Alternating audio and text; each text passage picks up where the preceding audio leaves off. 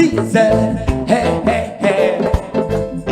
You better give it on to Caesar. Hey, hey, hey. And what belongs to I and I. Now you better give it up to I, man, yeah. Now I don't want no more peace and all I need equal rights and justice. Said I need it, and I really need it. Said I need it. My show the equal right.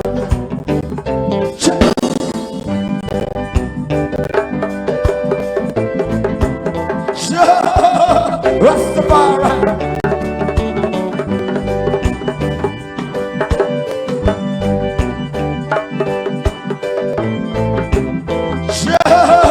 Almighty.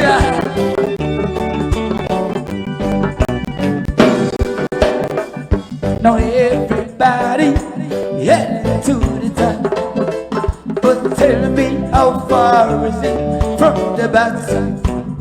Nobody know that. So everybody trying to reach the top. I said, how far is it from the bottom? Yes. Said I don't want no more pieces and all I might need equal rights and justice. Said I need it. I really need. Give my share of the equal right. Said I need it. Palestine is fighting for equal right. Down in Angola, down in Zimbabwe, and I need it.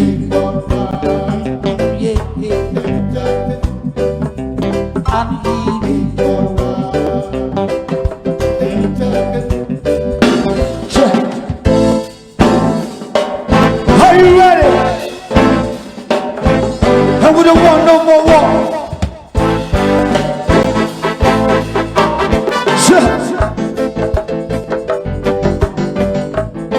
You know what? I don't need no more war.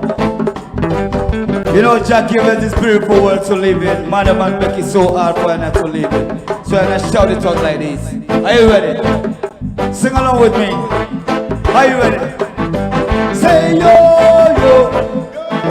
I say yo yo. Say yo yo. I say yo yo. Say yaka yaka yo. I say yaka yaka yo. Say yaka yaka yo ho. I say yaka yaka yo ho. Freedom oh. Freedom oh. Freedom oh oh oh. Freedom oh oh oh. I said freedom oh oh. Freedom oh oh. Freedom oh oh oh. Freedom oh oh oh.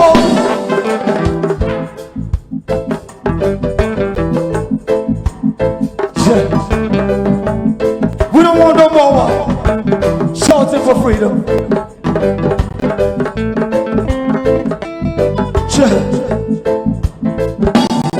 Said until the philosophy which hold one race superior and another inferior is finally and permanently discredited and abandoned. Now everywhere is war, yeah. So it's a war, yeah. That until they are no longer first class and second class citizens of the nation, yeah. So the color of a man's skin is of no more. Say day. That is a war, yeah. Until the basic human rights are equally guaranteed to all, regardless to race. That is a war, yeah. And until that day, the dream of lasting peace, world civilization, rule of international morality, yeah. We remain the blood illusion, yeah. To be pursued, whatever it takes. Now everywhere is war, yeah. So and it's a responsible. So it's a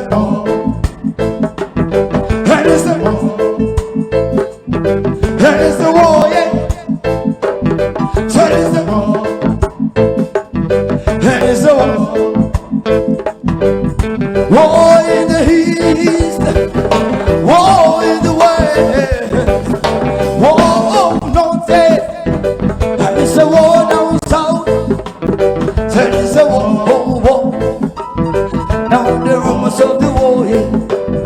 And until that day, the African continent will not know peace. We Africans will fight, yeah, till we find it necessary. And we know we shall win. We have the confidence in the victory.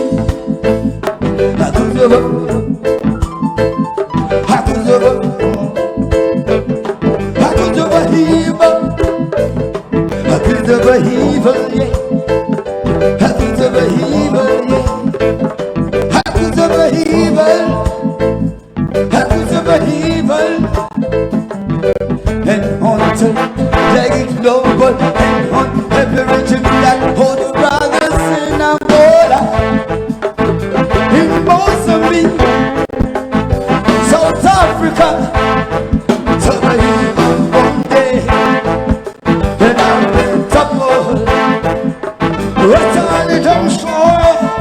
Now everywhere is war, yeah. Hey.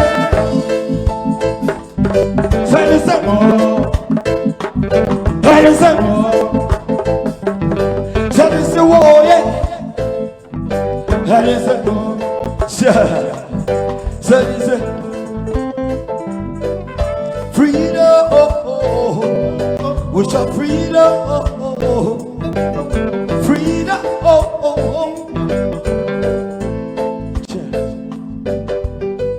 Thank you.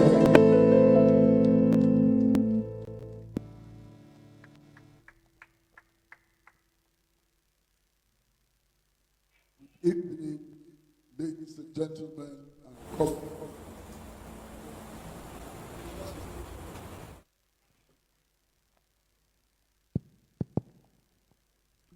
good afternoon, ladies and gentlemen and comrades. That was the Freedom Band, the band of our movement. And they'll be here throughout, and they'll be entertaining us at various times. Amanziba has promised to be here and to entertain you, so we are waiting for Amanziba. But we are just about to kick the program started. And it is my pleasure to invite to the microphone the head of international relations of Pan-African Television and one of our leading cadres, Teresa Boateng, to introduce the chairperson. Teresa Boateng.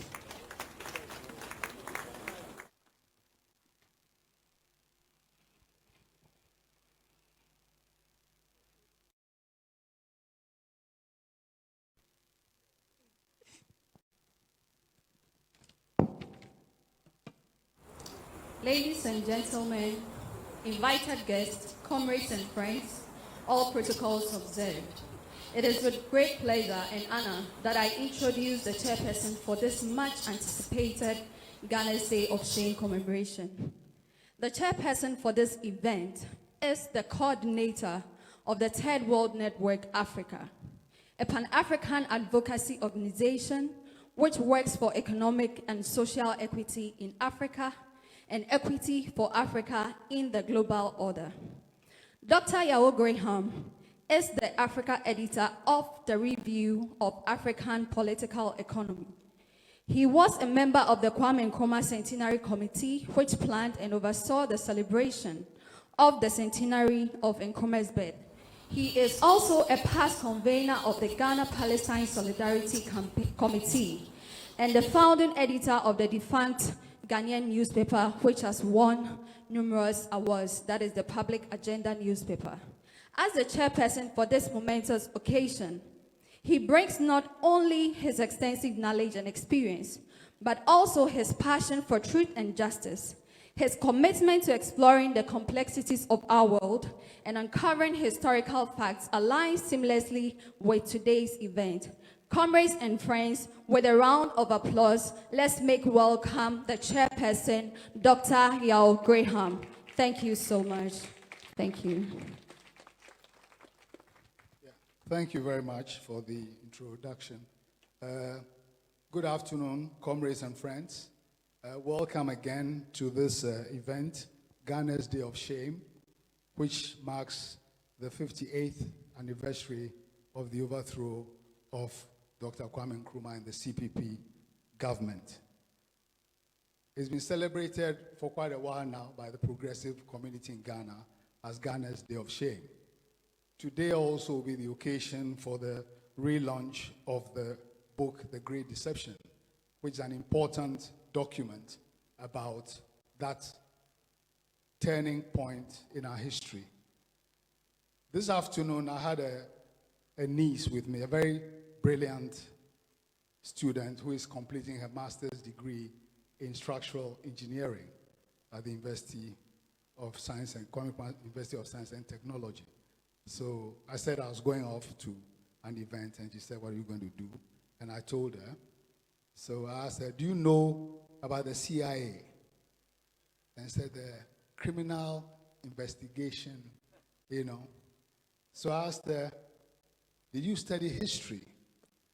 She said, "Well, we're taught some things about the origins of various Ghanaian festivals, you know, Homowo, Ogbechocho, and various other things." Now, that conversation focused my mind on the importance of events like this, because it is easy for the progressive community which gathers to mark this day to take it for granted that knowledge of Ghanaian history, particularly a signal moment like the overthrow of the Nkrumah regime, with its far-reaching consequences, not only for Ghana, not only for Africa, but the whole anti-imperialist movement globally, it's well known. It is not well known. We're in a climate where there's an active project of erasing history. When we have a situation where the sitting Ghanaian head of state goes to sit before the U.S. Secretary of State, Antony Blinken, like a schoolboy going to his headmaster to report a fellow student, to tell a lie that Burkina Faso had given the Wagner Group a mine in exchange for security.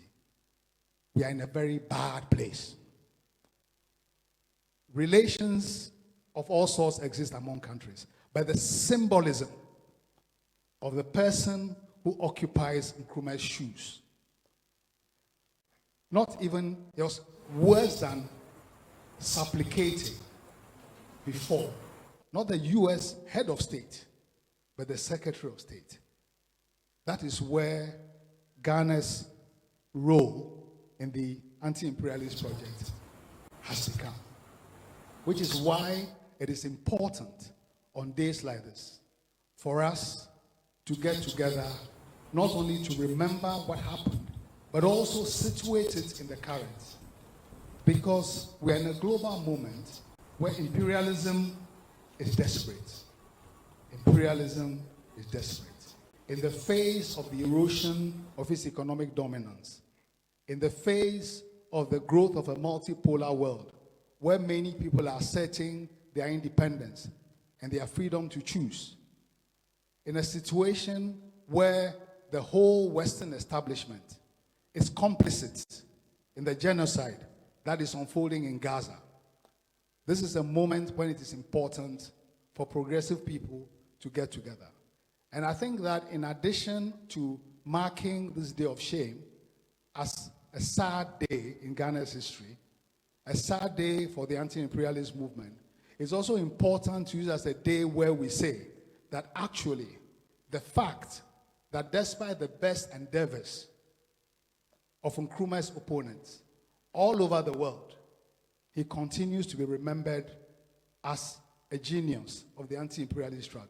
It's a sign also that the little things that we all do as part of the anti-imperialist struggle is extremely important. Which is why I think all of us being here today for this event is something we ought to celebrate. This event is I believe, being broadcast, so therefore a much wider audience than is present here will participate in it. And I look forward to us having a day that is befitting of the legacy of Osagyefo, befitting of all of us, our commitment to the anti-imperialist struggle, and also a day which helps to assert that all the people struggling against imperialism in its various forms, the people in Gaza, the people in Cuba suffering blockade, the people all over who are being oppressed in various ways, even our own country, which has become a footnote in the dominance of imperialism, that will continue to fight to make sure that we build another future without imperialist domination. Today's program, we have a number of elements. The first element will be a book review by Professor Ikuya Brichum. That will be followed by a poem by Kofi Anokbil. And then we have a keynote speech and launch of the book by Vijay Prashad. Then we have the auction of the books by Kwesi Pratt. And then we have the closing remarks and refreshments. As each of these moments comes, the various speakers will be introduced before they make their interventions. Once again, welcome to all of you.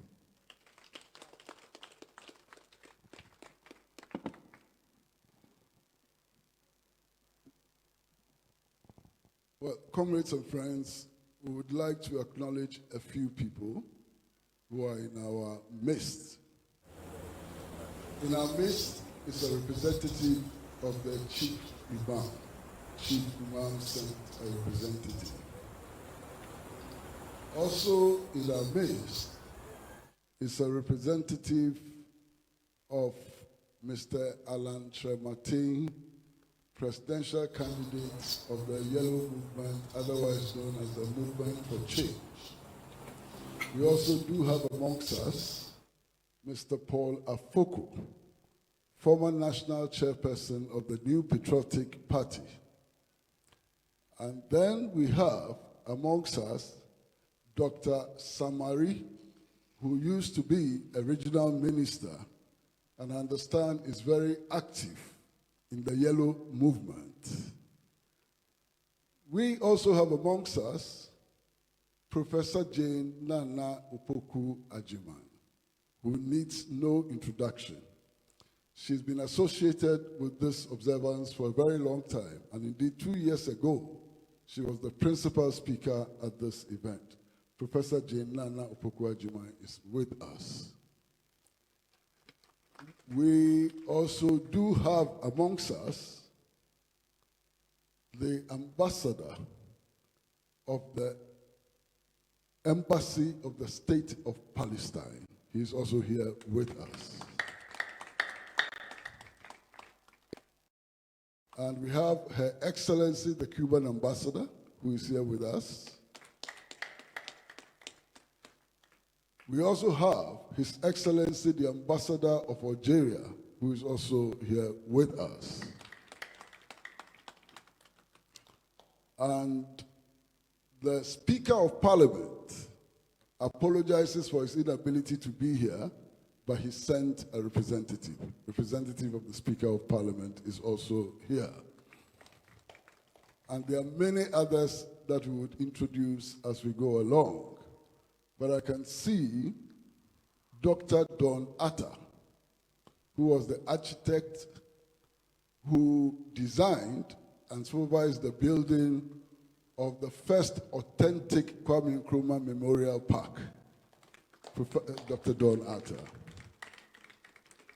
There is also amongst us Professor Akilakpa Sawyer, I'm told was the youngest vice chancellor of the University of Ghana, an activist and everything else that we know about him. Mrs. Sawyer is also here with us. She has been a regular participant in this event, and we are grateful that she came. And then we have somebody who is here in her own right as a progressive thinking woman and activist to some extent. She's been very, very careful not to thrust herself into the public domain and so on. But she also just happens to be the wife of Professor Francis Nkrumah,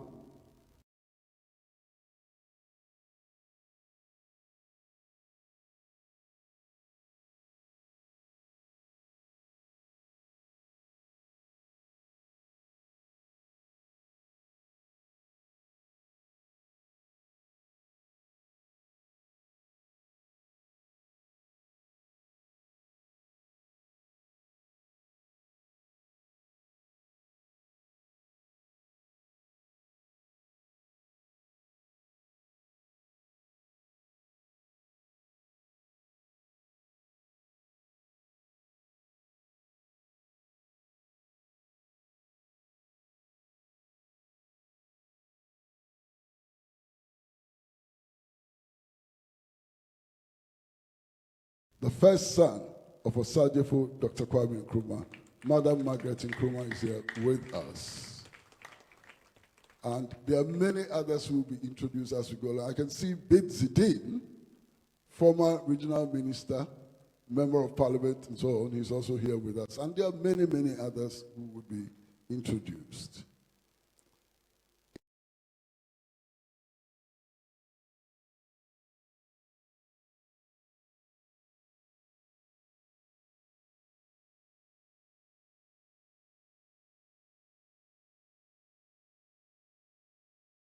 At a function of this nature, I want to express gratitude and the confidence that I can deliver, and I hope not to disappoint. Just a little correction. I happen to be from the University of Cape Coast, which is in Ghana.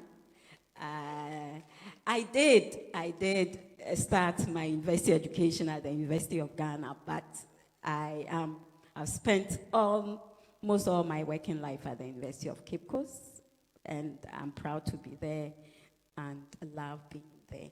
Yeah. I asked the chairperson, Dr. Yao Graham, mentioned the symbolism of this event.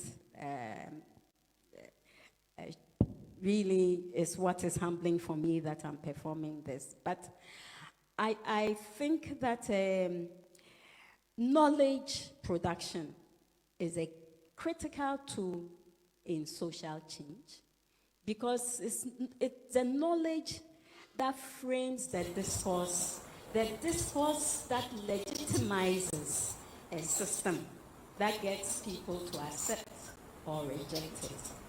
But it's also this knowledge that we use to guide our work and also shape the societies around us. So any publication in itself is a contribution to that knowledge. But we know that because of the political nature of knowledge production, it either strengthens the status quo or undermines it. And for people, I guess, looking at the number of people here who have made it here, I can say that there are people who in various locations, people here in various locations, are seeking to contest the existing framework. the existing systems at different levels with different concerns and at different scopes. So the symbolism of this document and what it represents is very important. Now, I must commend the efforts that has made this publication possible. The fact that some people remained alert and caught the classified documents and decided to capture it and render it in a form that is accessible to the reading public. And this continuous effort to ensure that it remains visible and not forgotten must be commended. It's a critical part of the struggle. My task as a reviewer, I assume, is to take us through the publication and highlight its structure, content from front matter to back matter, traveling through the contents. Well, I intend to do so and looking at the main body, the chapters, pointing out areas for attention. But I also want to offer suggestions for improving the presentation and its reach and appeal to readers. Now, in doing this task, I raise issues that I think it should attract our attention as people who are seeking social change, people who share a common concern for humanity, no matter their location and positions and levels of protection, to have available to them all that it requires for a decent living without worry. We know that sadly this is not the case in the world we live in. And we know that this world, in addition to the high levels of militarization, we live in a world where all forms of national disagreements are solved by military might. Fortunately, this deception of exclusive right to military might is being blown, and that's important. We live in a situation where there's a threat to the basic existence, the physical existence of humanity, and we are operating at business as usual. We are told that we are reaching the tipping point where nothing can reverse the global warming to flood our world, increase diseases. We've just been through a pandemic and we are being assured that there are yet more pandemics to come. The intensification of neoliberalism, the extreme commodification of every aspect of our life, social, as anything you can think of. The debt crisis, rising poverty, youth unemployment, the absence of leadership everywhere, but even more intense on our continent. Let me also raise the right-wing revival, because alternatives really to the left have not been forthcoming. We face the specter of right-wing revival, which is undermining the existing rights we have. And for us in feminist struggles, the backlash around sexuality, the whole issue of homophobia, which in Ghana we have captured as family values, and we are spending more of our time in looking at criminalizing people's sexual orientation and sexual preferences, and not looking at the things that are threatening our very existence. These are the signs, and clearly the current political economic system, you are right, Chair, has run out of solutions. It has no solutions. It's actually creating the problems. It is in this background that I undertook the exercise of the review. It was not an academic exercise. I'm sorry. A political endeavor. I'm aware of this need to devise alternatives that respond to human needs. A political economic system that situates human needs and does away with the insatiable greed of capitalism for profit.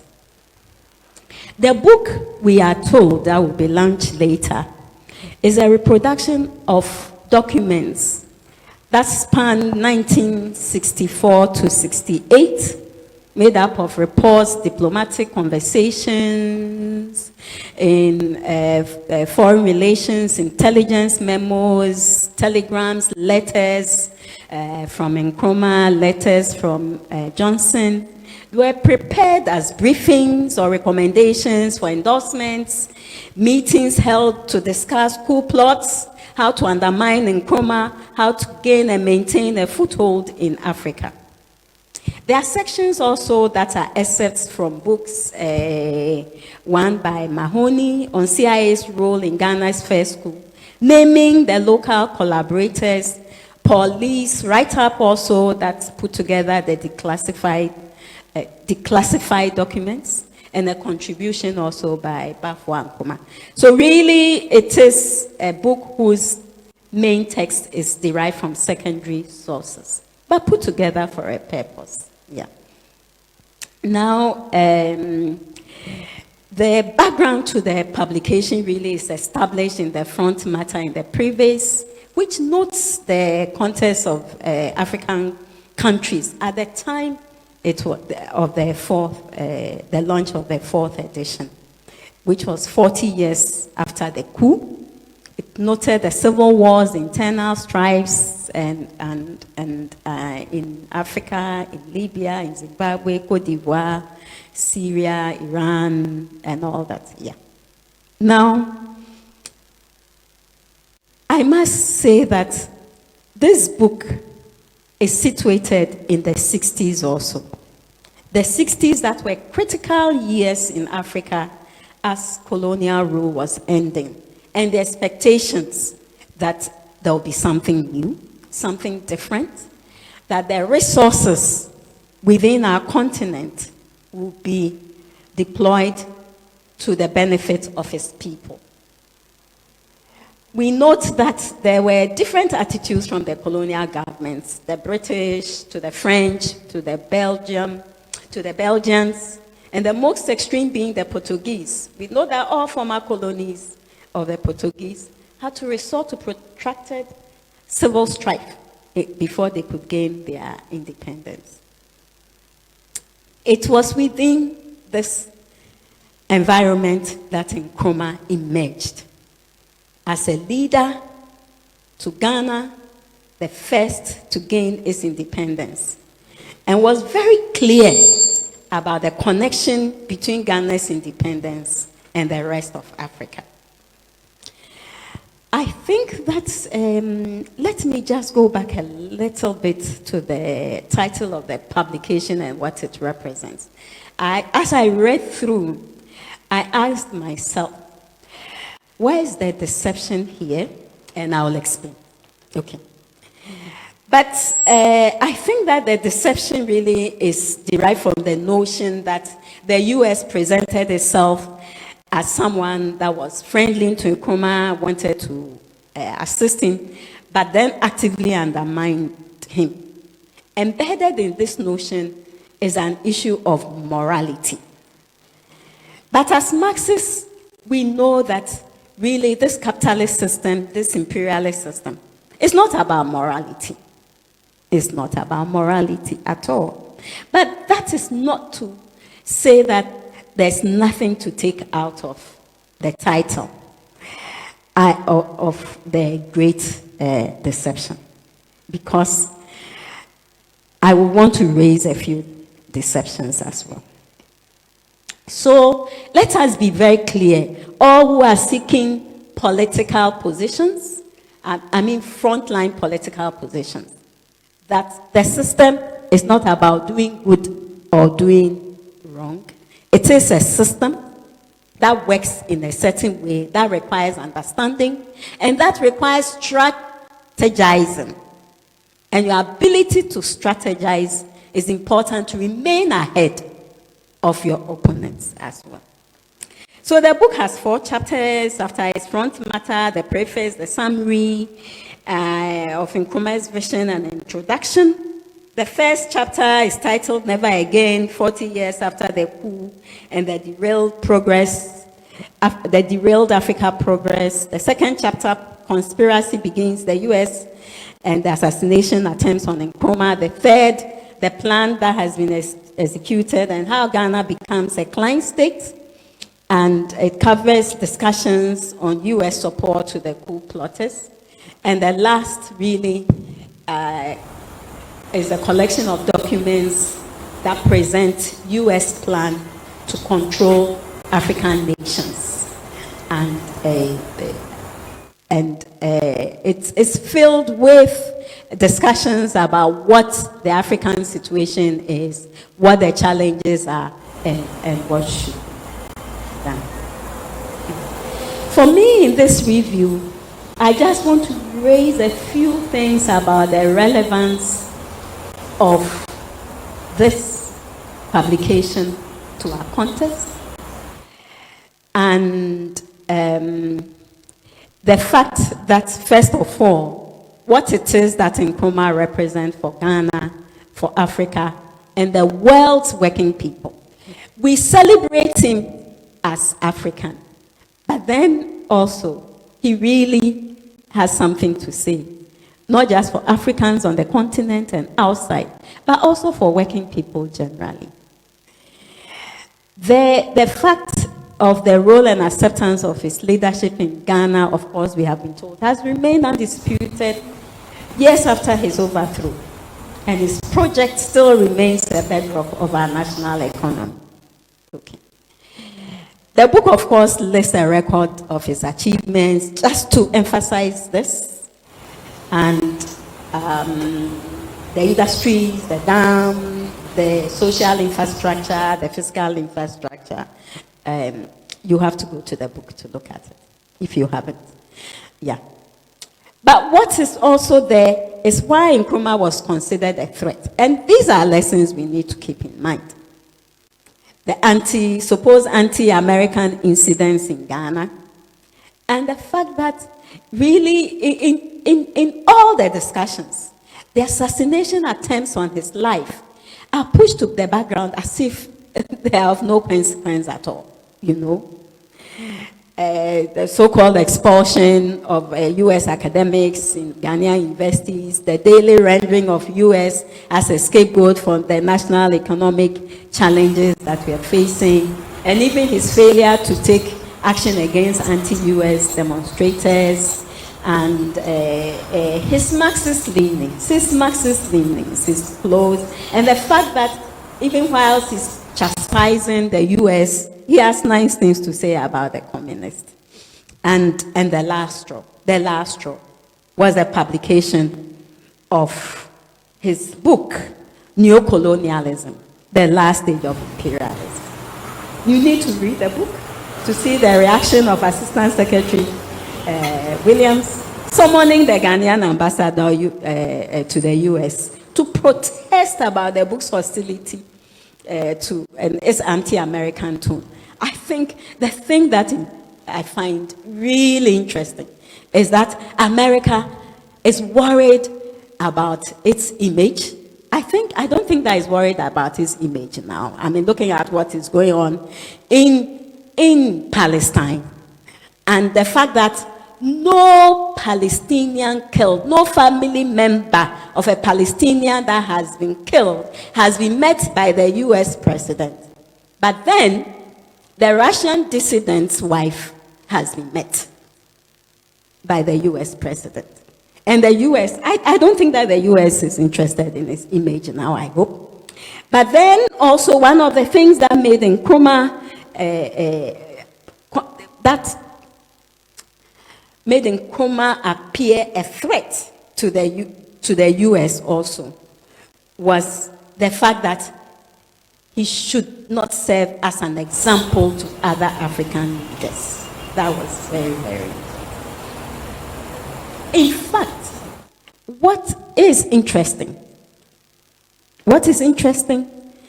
are the players in the memos, the reports, the discussions, and the meetings that tells you the level of threat that Nkrumah was considered. So presidents, CIA directors, high-ranking officials from the State Department, the Secretary of State, national security staffs, ambassadors, White House staff. And I mean, as I went through the documents, I said, really, if I could put together the number of hours that was spent, it tells us how critical Ghana was. And for those of you really very interested in rewriting history, Nkrumah was a force. Because if all these people invested their time and energy and intelligence, everything, to focus on him, holding meetings after meetings, it tells us how much of a force he was. There were other players also. Private investors, Kaiser, we will understand very soon. The US Peace Corps volunteers also. And then the African-American leadership. And the fact that there was a consistent engagement with the African-American leadership in the US to ensure that they do not develop into a strong lobby of the scale of Israel. That is really very important, you know. There were the European allies, the British Prime Minister, political heroes, for example, Edgar E. Player, who was being considered to be honored because he saved the American flag from being desecrated. This was during the demonstration against the U.S. in Ghana. Of course, there's the international institutions, the World Bank, the IMF, the Exim Bank, research institutions, NATO, International Court of Justice. They are all there pointed out as critical players. I mean, how many years now, and they are still critical players. Then there's the African states, the AOU, there's Olympia of Togo, and the Entente states of Francophone West Africa. But the local collaborators also that were identified. Because you see, the memos, the reports will talk about who you can work with and who you can use. Yeah. So the pro-Western military and police officers were identified very early. Ankara, Hali, Otu, Bedem, and then there's also Bedema. Civil servants, university academics, and there's mention of this forceful Irishman who was at the University of Ghana, opposed to Nkrumah.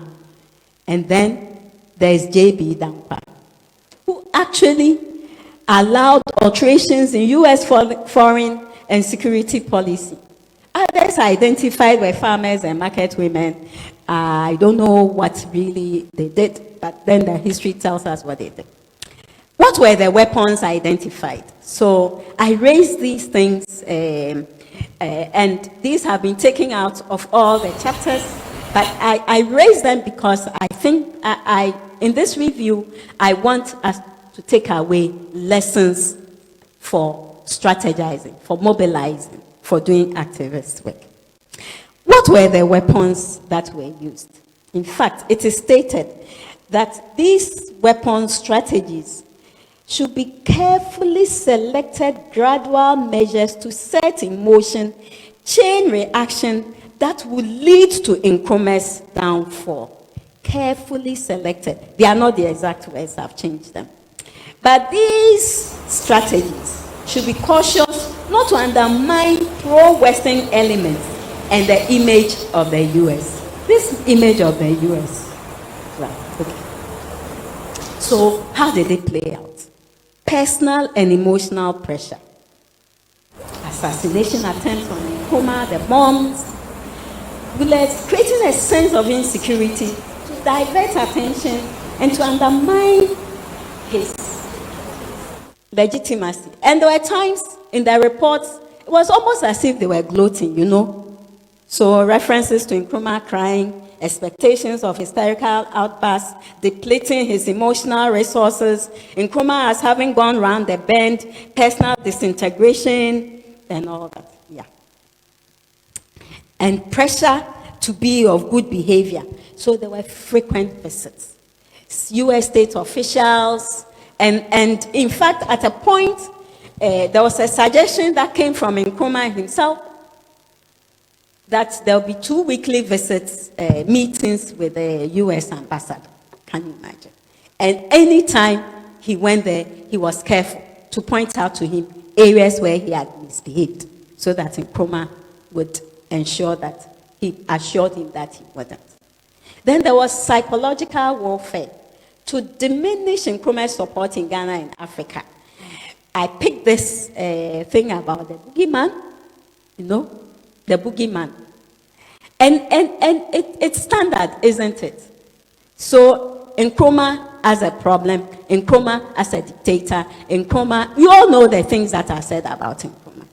And look around, everywhere there's a boogeyman. Castro in Cuba, Saddam in Iran, Gaddafi in Libya, Putin, the creation of the boogeyman, But a counterpoint also to the boogeyman is the victim hero. Person who work outside the law that the US is using, but they are being also projected as credible voice of opposition and possibly credible leaders as well. And sometimes they get into the grips of the law, and then so much noise is made about their civil rights, how they've been denied their civil rights. I call them victim hero, and for us, that victim hero is J.B. Dankwa. And when you are a friend to the US and the US does not feel threatened about you, you know what this means for your nation's interest as well. And I'm sure people from other countries and even recent events around the globe, you can see some kinds of victim heroes that the US would defend at all costs. Okay. The other is the economic, weakening the Ghanaian economy. And there's so many discussions around that. And the expectation that Ghana will be forced to the IMF kept coming up. So using instruments like aid, like debt, and foreign direct investments, the stabilization of our commodity price, sequencing and of payments of aid, and the size and all that. And insisting on counterpart funding as well. So for us, there were repeated reports about withdrawing support for the Akosombo Dam.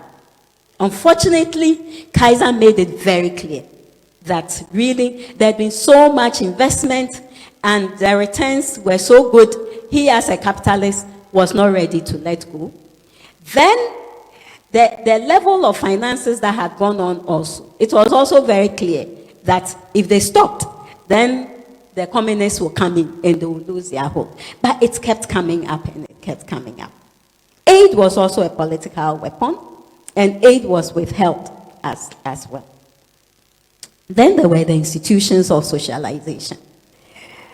Really, one of the deceptions is the National Geographic magazine, which is being celebrated as one such source material that can get Ghanaians to get rid of their Marxist and communist ideas and get them to be friendly to the US as well.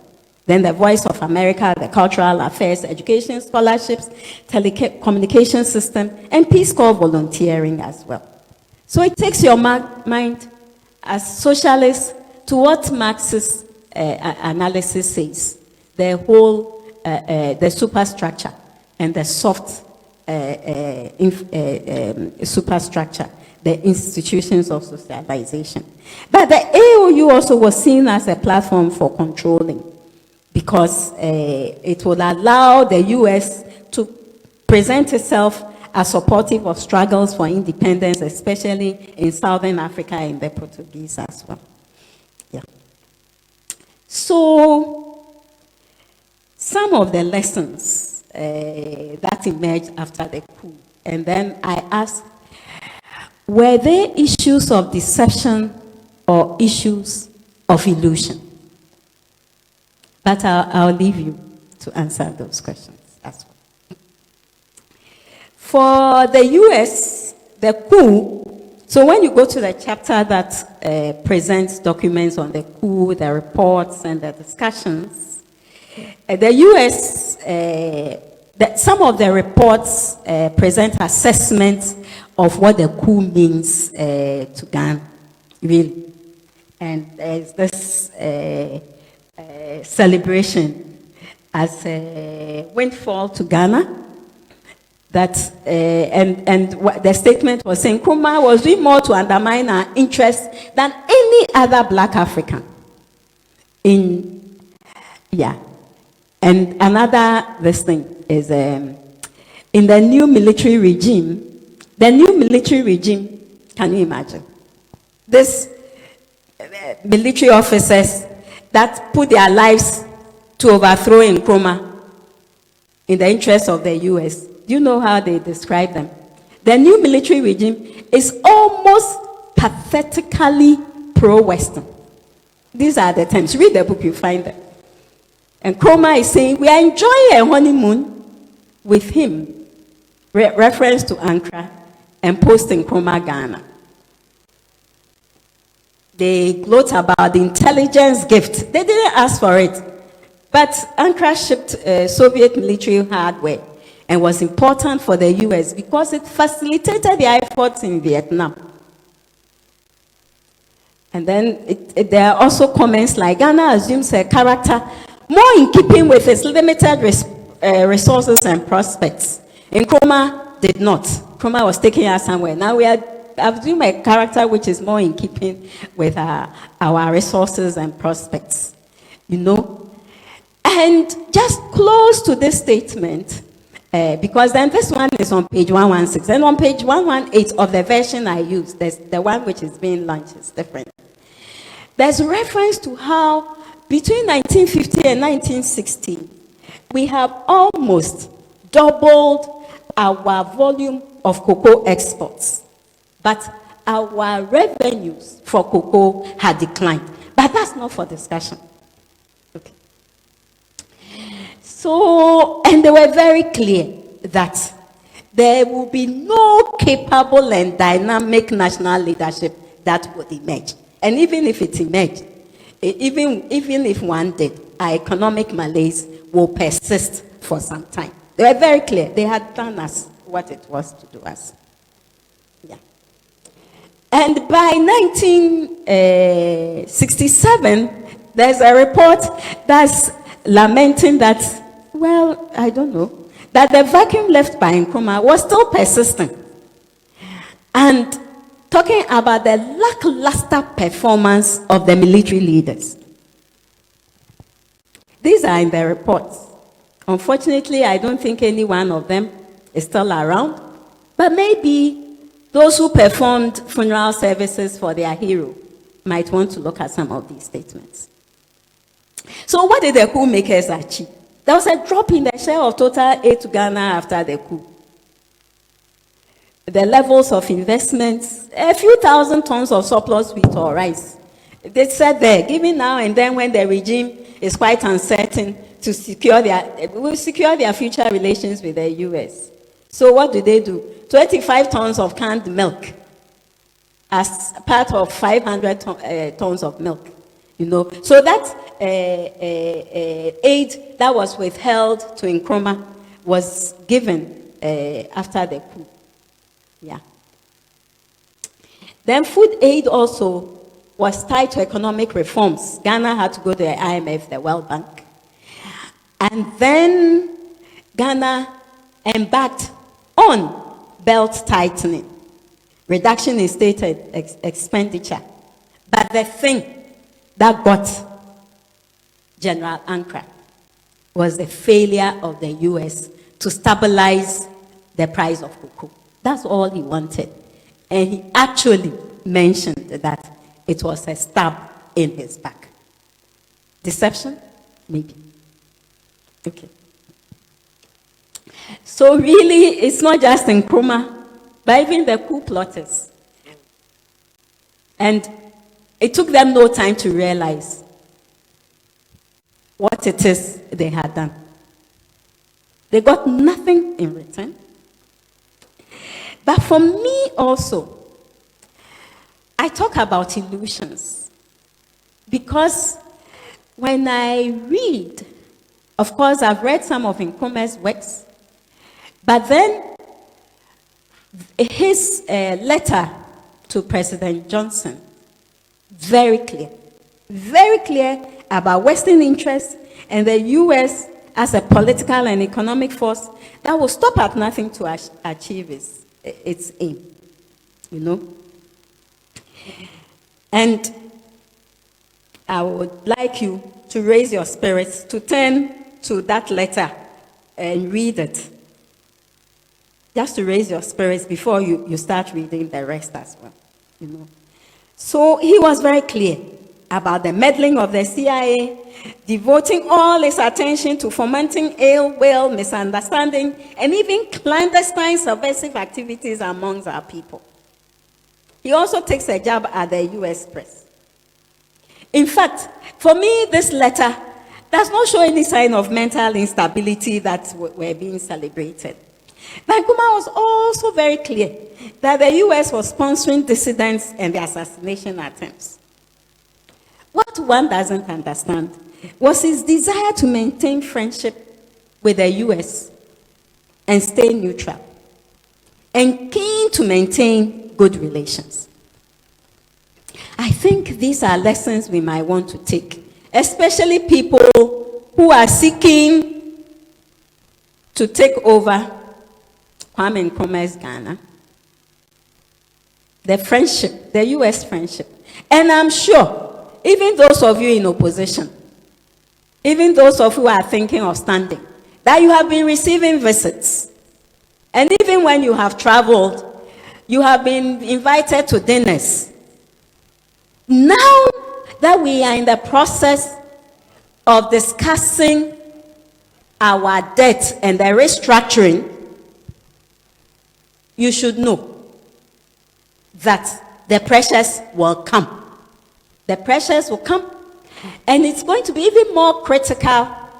We don't know where the war in Palestine will be. We don't know where it will be. But even if it's over, there'll be issues about what we do with Palestine. We don't know where the war in Ukraine, between Ukraine and Russia will be, but that will also be there. But as we have also been told, this imperialism and the way it feels threatened, so there's going to be a lot of pressure, and that pressure will come in different forms. And this really is something that if Nkrumah at this level of political intellectual clarity could not hold on and acquiesce to it, what do we do? But also the fact that he retained foreign private capital in the scheme for developing, for our development. In fact, the 7-year development plan, private capital, foreign capital had a role to play. And the price of cocoa also was critical in that. And therefore, this way in which he exposed himself, maybe, I think, it was an absence of a strong social change movement, a critical political base to support him. And I think this is important. The documents that are declassified and the lessons that I want us to take, all of us, even those of us that are in the communities doing social change work. is that there's especially the last chapter, is filled with documents that is preparing the grounds for the US to maintain its hegemony.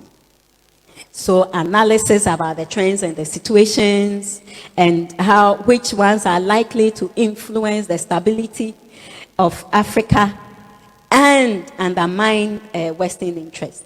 In fact, the US was very clear that Africa in itself did not pose a threat.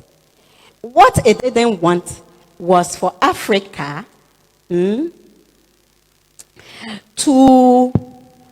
what it wanted to do was to prevent Africa from interfering and complicating important issues. Discussions about foreign relations and all that. But Africa in itself did not pose a threat. And it didn't even see that there was any historic relations between Africa and the US. And I asked myself, so what about the African American community in the US? But in those documents are clear strategies for understanding the situation and remaining ahead. So the plans have been done. And what are some of it? It was really upbeat that liberation movements on the continent have been contained.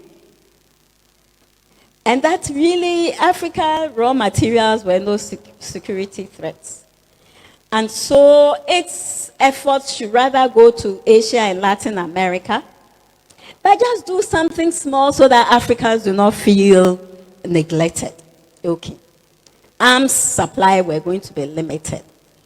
But the World Bank was supposed to play a critical role in managing aid flows, financing infrastructure projects, and then what is called the regional trinity.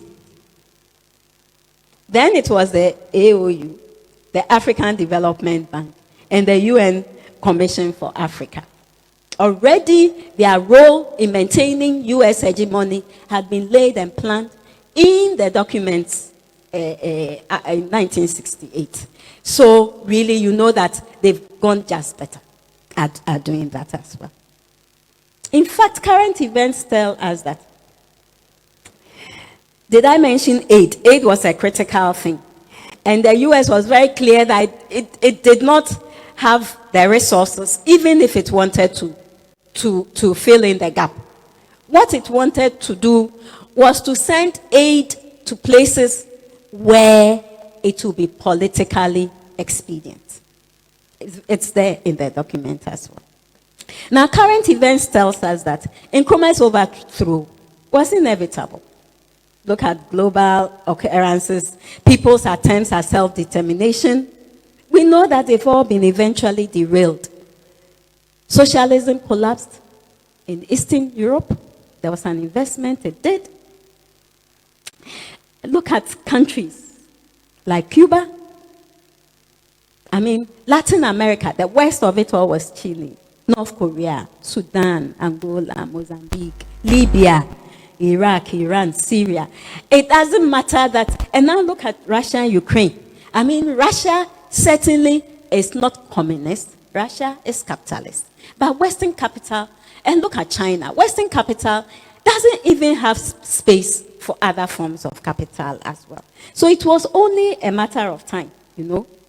I mean, but then for me, the deception that has to be highlighted is the fact that Nkrumah's work and what it is that he stood for has not been erased, could not be erased, and will not be erased. So, the deception is not just what the US did to us in Ghana and the rest of Africa, but the deception also is the assumptions under which it operates. And that deception also is about the inevitability of the neoliberal system and that there will be no alternative. We know how with the fall of the Berlin Wall, where people who celebrated that it was end of history, because then there was going to be nothing after capitalism. But it is clear that that's also a deception. That's not the end of history. It is really the beginning of history for the oppressed people of the world, for the oppressed people of Africa, for the oppressed people of Ghana. Now, for us, our political leaders should note that the only way they can counter this is to invest power in their people to meet their needs. We know, I listen to discussions from political figures and all that. Everybody is talking about the IMF and the World Bank and what they can do. We haven't started that discussion yet. We need to start that discussion. There's nothing in there for us. If you go there thinking that there'll be something for us, that's an illusion. You deceive yourself. We need to invest in people. We need to begin speaking to our people, and that has to be the first step to develop alternatives. Let Ghanaians know, let Africans know, let the working people know that our leaders are there for them. They'll support you no matter what, because they know that you are working for them. So for me, the what next is this knowledge as a tool. Because just like you, Chair, I happen to have grandchildren. I've been looking at their textbooks and what it is that is written in them and what it is that is presented, And I think that the readership, the targeted readership, should not be just adults like us, but should also be thinking about even younger readers. So, in terms of improving its reach, I would like the next edition to revise the timelines in ways that even younger readers can follow and make sense, and also ensure that it can serve as a source book for parents who are struggling to answer children's questions about. It's called OAPE, Our People, Our Wealth. Our World, Our Wealth. Our People. Okay. Of course, the edition I got had issues of editorial typesetting and layout. I believe all these things have been dealt with. But I also believe that a full rendering of abbreviations would help. I had to go back and do a search. Fortunately, the World Wide Web allows that, so I could search and read. But the rendering of abbreviations and footnotes also, explaining critical events will also help as well. I also want to advise that we give out these books to critical libraries in this country. And there's a list of them, the university libraries, school libraries. Take it to them and let them know. Because reading this, is important for us to claim our humanity, our sense of dignity, that we have done something. We have dared to dream. We have dared to plan. That we are not that hopeless. We had a vision. Reading this also is important for people who imagine that they can betray their nations when the pressures come. Please remember, after you have served their interests, they just let you off. There's nothing in this for you. And you still have to live in your own country. I think that these are critical lessons that we need to go. So as we think and wait to get our copies and read, I would like us to remember that the battle has just begun. It is critical that we inform ourselves daily and at all times.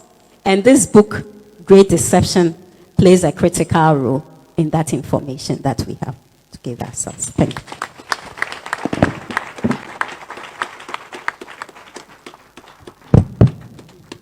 Okay, thanks very much for your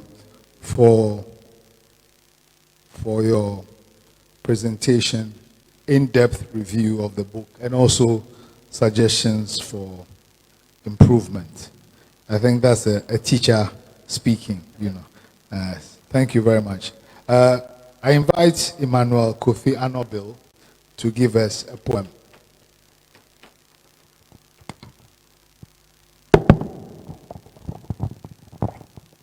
In place of Emmanuel Kofi Anobil, we would like to invite Victoria Wilson, who is a member of the Winneba Collective of the SFG, to give us a poem.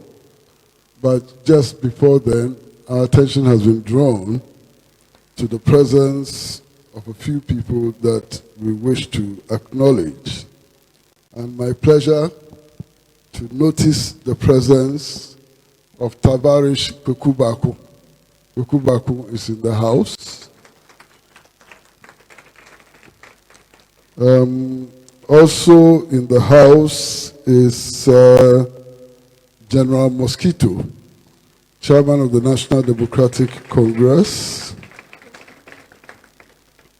a representative of Food Sovereignty Ghana, Kweku Ando Bafo, the gentleman who fought and won the right of students to wear Rastafarian hair to secondary schools, who is a member of the CPP. Wayo Ghana Mantie has also joined us. And there's a representative of the Embassy of the Democratic Republic of Congo, Embassy of the Democratic Republic of Congo, here with us.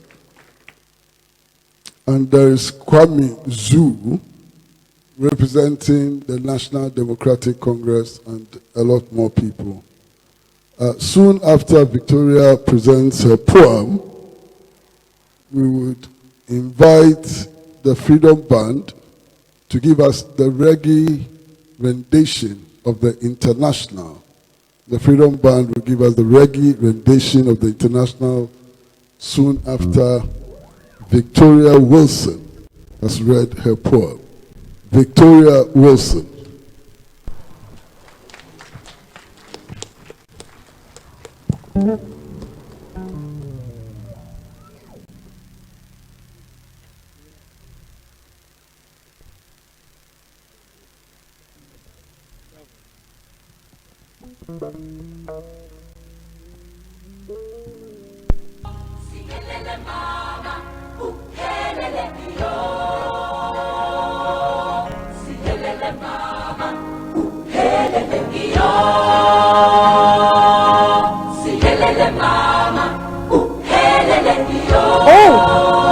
Our peaceful mother, who will come to your aid? Your walls have been broken and your precious treasures looted, leaving you in a state of disarray. By the fetus of your own womb, you've been put out to grass, ripped off your loincloth, and deserted at the mercy of blood-sucking paupers. It took the efforts of a great redeemer to stand defeat, but with the ambitions of hungry-looking highness, you were knocked off, rendering you paralyzed and helpless. A once resilient mother has been reduced to a vagrant, extending the begging bowls too many times for the comfort of her children. From honor to humiliation, crowned with a badge of shame, massacred by commercial catastrophe. This is the manifestation of greed, selfishness, and obsession. The lies, the deceits, the distortions packaged in a bag of conspiracy lies before our very own eyes. Indeed, It is the greatest deception of all times. Thank you.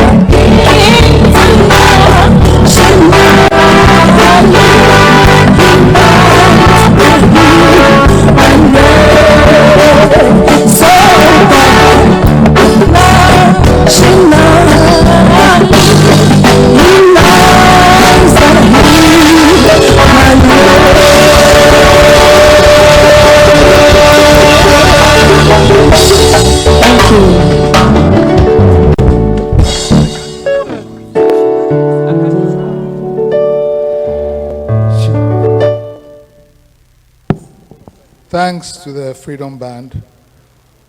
Now we'll have the next element of our program.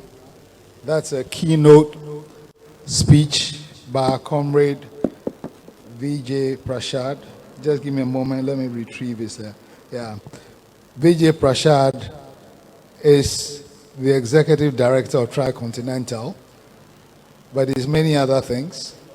He's an Indian historian and journalist, and he's the author of 40 books, including Washington Bullets, Red Star Over the Third World, The Darker Nations, A People's History of the Third World and the Poorer Nations, A Possible History of the Global South. His latest book, The Withdrawal, Iraq, Libya, Afghanistan, the Fragility of U.S. Power, in 2022, was written with Noam Chomsky. And as I said, he's the Executive Director of the Tricontinental Institute for Social Research and Chief Correspondent for Globetrotter. He's also the Chief Editor of Left World Books, New Delhi, and a Senior Non-Resident Fellow at Chongyang Institute for Financial Studies, Renmin University in China. He has also appeared in 2 films. Welcome, Comrade Vijay Prashad, to give his keynote and to launch the book. Vijay. Thanks a lot, thanks a lot, thanks a lot. Thanks a lot. I'm actually going to slow down a little bit so that Comrade Kwesi can come up here and help me do the first thing I need to do. But I'm so happy to be with you, and thank you so much for that book review, which was much more than a book review. So thank you so much for that. I'm still waiting for you to come here. I'm trying to bring you here. You see, this is one book that the SMG is launching today, a terrific compendium, as you just pointed out, indispensable. But I want to present to Comrade Kwesi Pratt the cover of another book, which will come out in the next couple of months. It'll come out from both Inkani Books in South Africa and the Militant Books in Ghana. It's a book we've worked on for a very long time. I'm very proud to say Kwesi has written the foreword to it, and even more happy to say that Professor Francis Nkrumah has written the preface to the book. It's an extraordinary piece of work. I'm very proud. And the book, my friends, the book is a collection. It's a collection of the thoughts, of the writing, the deep intellectual political production of our comrade Kwame Nkrumah. So I present to you, Kwesi, the cover of the revolutionary thoughts of Kwame Nkrumah, which will come out next month. So happy to be here, honestly. I'll come later to talk about what Ghana means, what Nkrumah means to somebody like me personally. I'll come back to that. But I want to start somewhere else.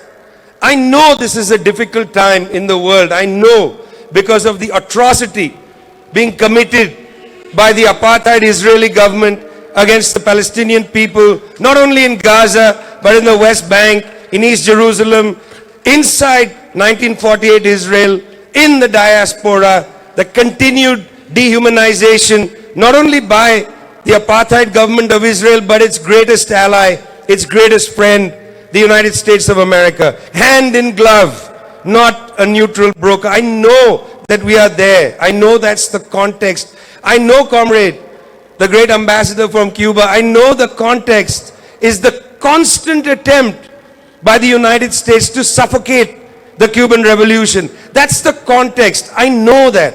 I know that this is the context. Still, there's a new mood in the South. There's a new mood in the global South. And we should not disregard that. We should not only look at the bad side of history, but let's start with the good side of history, with the new mood. What is this new mood in the South? Let's take the case 2 years ago. Russian troops entered Ukraine. In Munich, Germany, there was a conference, a Munich Security Conference. I'm sorry to say it like this, but there was a German man, a white man, sitting as the moderator of the panel. There was the Vice President of Colombia, an Afro-Colombian woman, Francia Marquez, an incredible person in her own right. And then the Prime Minister of Namibia, Sarah, an incredible person. Now, this German man turns to Sarah. Sorry, you're Sarah for the moment. He turns to Sarah. Why not, actually? I would like to play her. Turns to Sarah and he says to Sarah, why hasn't Namibia condemned Russia? And he says it in a condescending, arrogant way in which they often talk. They often talk arrogantly. Why haven't you done this? He says to her. She is the Prime Minister of Namibia. He is merely the moderator of a panel. Have some respect. Have some respect for her? None. Why haven't you condemned Russia? Calm, Prime Minister of Namibia says to him, listen, we make our own decisions in Namibia. By the way, that's part of the new mood. I'm coming back to that. We make our own decisions in Namibia. Now this would be news to people in Namibia 20 years ago. When the IMF used to come to Namibia, IMF made the decisions for Namibia. But now, the new mood, Sarah says, we make our decisions for Namibia. And then she says, I want to remind you. She says, when we were fighting apartheid South Africa, she says, when we were fighting apartheid South Africa, when the Cubans were there fighting in Kutokoniwale, in Angola, against the apartheid South African forces, she said, you were on the side of the apartheid South Africans, and the Soviet Union backed us. The Soviet Union backed us. We remember that, she said.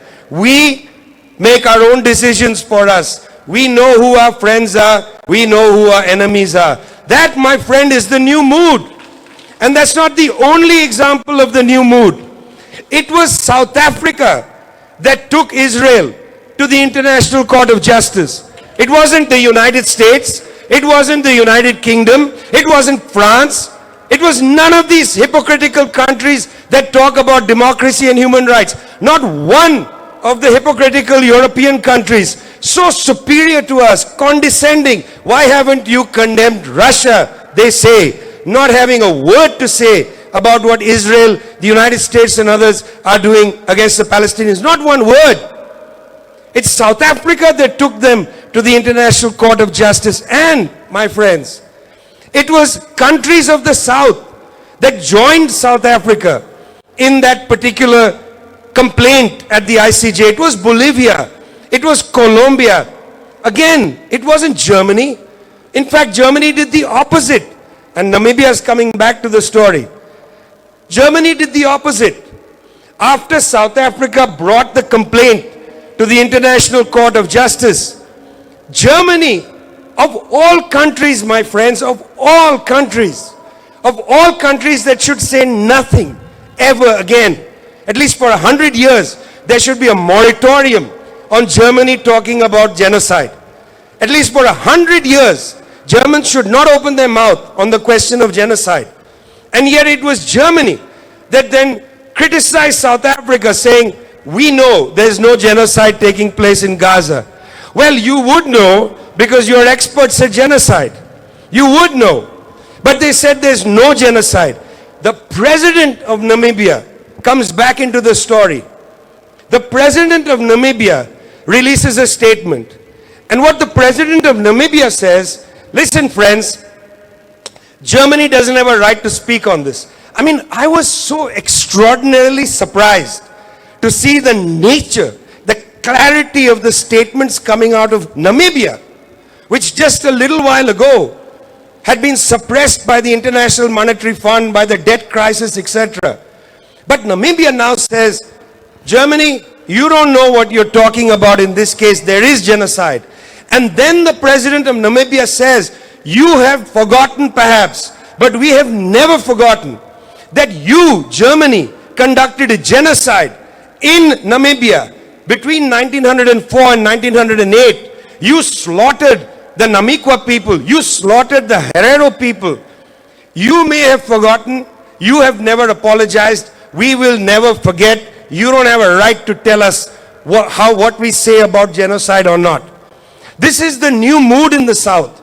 Even the Indian foreign minister, India, government of the far right, even the Indian foreign minister, so thorough, so clear, condemned by a press officer sitting next to Antony Blinken of the United States. Press officer, somebody from the crowd says, why is India continuing to buy oil from Russia? Jaishankar says, I've looked into this, he says, very clear, crisp, I've looked into this. He said, what oil India buys from Russia in a month, Europe buys in an afternoon. Think about it. Think about it. Don't lecture me. You are hypocrites. You continue to buy oil and yet you want to lecture me. When we came to COP and said, look, we need some time to deal with coal. We can't transition out of coal. every European country lectured India, China and others. Meanwhile, because of this European fiasco, the war in Ukraine, which they will not allow come to a ceasefire, because of this European fiasco, they are now thinking we may have to resort to coal. What's good for the goose for them is not good for the gander. What's good for the imperialist goose is not good for the formerly colonized gander. But the formerly colonized gander says no more. Now we speak. Now we talk plainly. Now we talk confidently. We don't need to take permission from you to talk about genocide.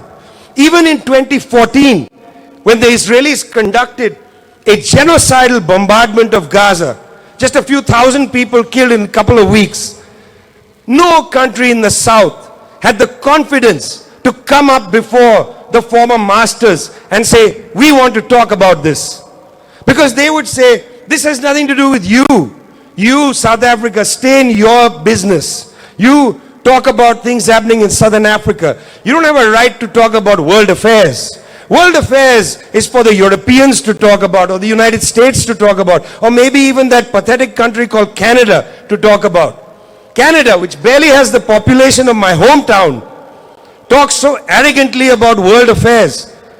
But we talk and they say, talk about Ghana. You can only talk about the Democratic Republic of the Congo. You can only talk about Algeria. You can't have an opinion about the world. That's for them to talk about. That's their attitude. But there's a new mood. We're not listening to them anymore. We don't need permission to speak anymore.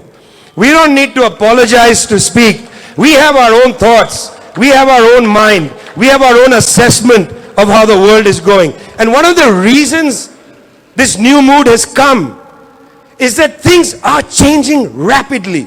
The war in Ukraine, the pulverizing, plausible genocide, as the ICJ calls it, against the Palestinians, this has accelerated changes that have been happening for a while already. You know, the way we understand it, the United States has controlled the world through 5 different vectors, and it's lost control of 3 of them. So I want to go over these 5 just to give you a sense of how the United States and its NATO allies have been weakened. But I also want in this assessment to show you that they've not been defeated, and that's posing a problem and a challenge for the rest of us. They've been weakened, but they haven't gone anywhere. They've become fragile. That's a dangerous situation. Fragility for countries with a lot of weapons is really dangerous. So I'll come back to that in a second. They are fragile, but they haven't been defeated. There are 5 ways in which they've tried to control the world. 3 of them, as I said, they've lost control over. The first one was control over raw materials. You know, they used to dominate raw materials. And if you want a good assessment of this, you don't have to go further than 2 great Pan-African socialist books. The first, from 1965, Kwame Nkrumah's epochal, remarkable book, Neo-Colonialism, the Latest Stage of Imperialism. It is a remarkable book. It's unbelievable that a man who led a liberation struggle, who spent time in prison, then was the head of government.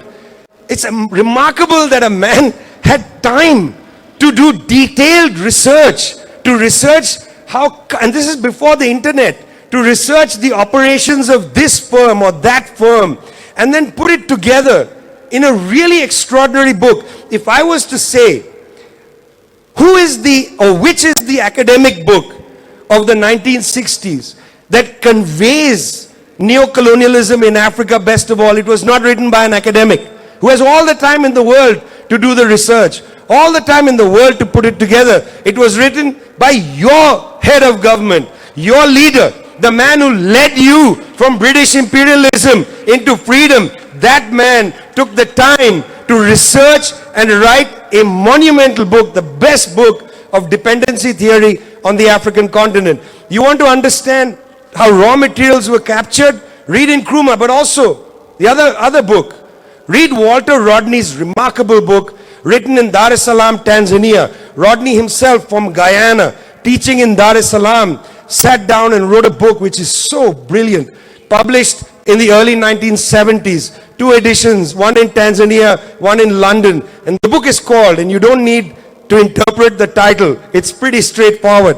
The book is called How Europe Underdeveloped Africa. It's a pretty straightforward title. They don't control the raw materials anymore. They keep trying. The corridor from Kinshasa out to Angola, Lobito corridor. They keep trying to find ways to control raw materials. The deal with Zambia and the Democratic Republic of Congo and the United States to control batteries, electric batteries. They keep trying to control raw materials, but they don't have the control they used to have. Why? Well, they are being contested now. They're being contested, for instance, by the Chinese, who have come in and said, listen, we don't just want to take your raw materials. We want to help you build the industrial capacity to process your own raw materials and trade them and keep some of the value for yourself. Control number 1, not so clear that the United States and its allies still control raw material. They contest, but they don't have power. Control number 2, science and technology. If I was to do a survey here and ask you, look at your cell phones. What kind of cell phone do you have? I would bet more than half, 70% or so, might have cell phones made in China. If you add in Korean cell phones, maybe 80%. Very few of you have cell phones made by US brands, Apple and so on. Science and technology. I mean, what's been happening in countries, not only China, Indonesia, India, Brazil and so on, is that they have been developing, making breakthroughs in science and technology that are not defined by the Western countries. They have developed their own technology. I was on a train from Beijing to Shanghai, 300 kilometers an hour. 300 kilometers an hour. There's no train like that in the United States. Not even in France will you get a train half as fast as the train between Shanghai and Beijing. And that's the kind of train that we need to see all over the world. And we don't want the Chinese to come and build it. We want to build it ourselves. We want to develop our own capacity. We want them to help us, but we don't want to be dependent on them. We need them to help us, to assist us. Again, now, they don't have control over science and technology. They don't like that. They don't like that. Third, control over finance. Remember, there used to be a time, and in Ghana, I'm afraid maybe the time still lingers because of the nature of the political leadership. There used to be a time when there was no other place to go but the International Monetary Fund office in Washington, D.C. You'd have to go on your hands and knees, beg them to give you a bridge loan. Or the staff team would arrive, they would fly on a UFO into your country. They'd spend no time getting to know the country. They would go nowhere, they'd meet nobody, and they would make an assessment. And the assessment was always the same. Cut public service wages. Sacrifice your teachers on the altar of paying Western bondholders from whom you borrowed money. It was one address that you could go to borrow money. No longer. Now you can go to the new development bank set up by the BRICS countries. You can go to the People's Bank of China. You can even go to banks in India, in Indonesia. You can go to banks all over the world. You don't actually have to go and sit on your hands and knees begging the Americans at the International Monetary Fund, an organization too tightly controlled by the US Treasury Department. 3 controls, they're losing them. Raw materials, science and technology, finance. But friends, there's 2 controls they continue to hold on to. And I want to spend a little time on them. They are still hold on to control over information. Despite the fact, and I know all of you watch Pan-African TV. That's what you watch. You wake up in the morning, it's PATV. You're in the afternoon, you watch PATV. But you got to make sure that millions of people are watching PATV. I don't know why some of you spend your time dismaying yourself putting CNN on. Why do you do that to yourselves? Why are you doing that to yourself? But it's not just you. If you understand how information works, and I've been a journalist long enough to know this is painful. What happens is, even our journalists in our countries get news from CNN and rewrite it for our papers or our TV channels. They derive news from them. So for now, they control the information channels. There is no real democratization. I know, you get CGTN, you get RT and others. But let me say, even some of these channels draw stories from CNN. Because CNN has one of the largest, CNN and BBC, the worst. BBC, the worst. Colluded in so many coups, including the coup against our leader Kwame Nkrumah. BBC, the worst. Many of our journalists get their news from them, and so does RT and CGTN. They watch BBC to get some stories. So we are held back on information grounds, which is why they keep trying to malign our histories. They keep trying to tell you, Kwame Nkrumah was this, he was that, and so on, not allowing us to tell our own stories. The information battle is a crucial battle, and how quickly they can color the situation. They can say, oh look, there's protest movements starting in Cuba, for instance. What protest movement? Some people are upset about the situation in Cuba. The Cuban president drives by himself, walks amongst the crowd of protesters to talk to them. But the media reports this merely as the possibility of a revolution against the revolution. Not that the leader was walking around talking to people. You will never see a Western leader. Firstly, they don't drive their own cars. Most of them probably don't know how to drive.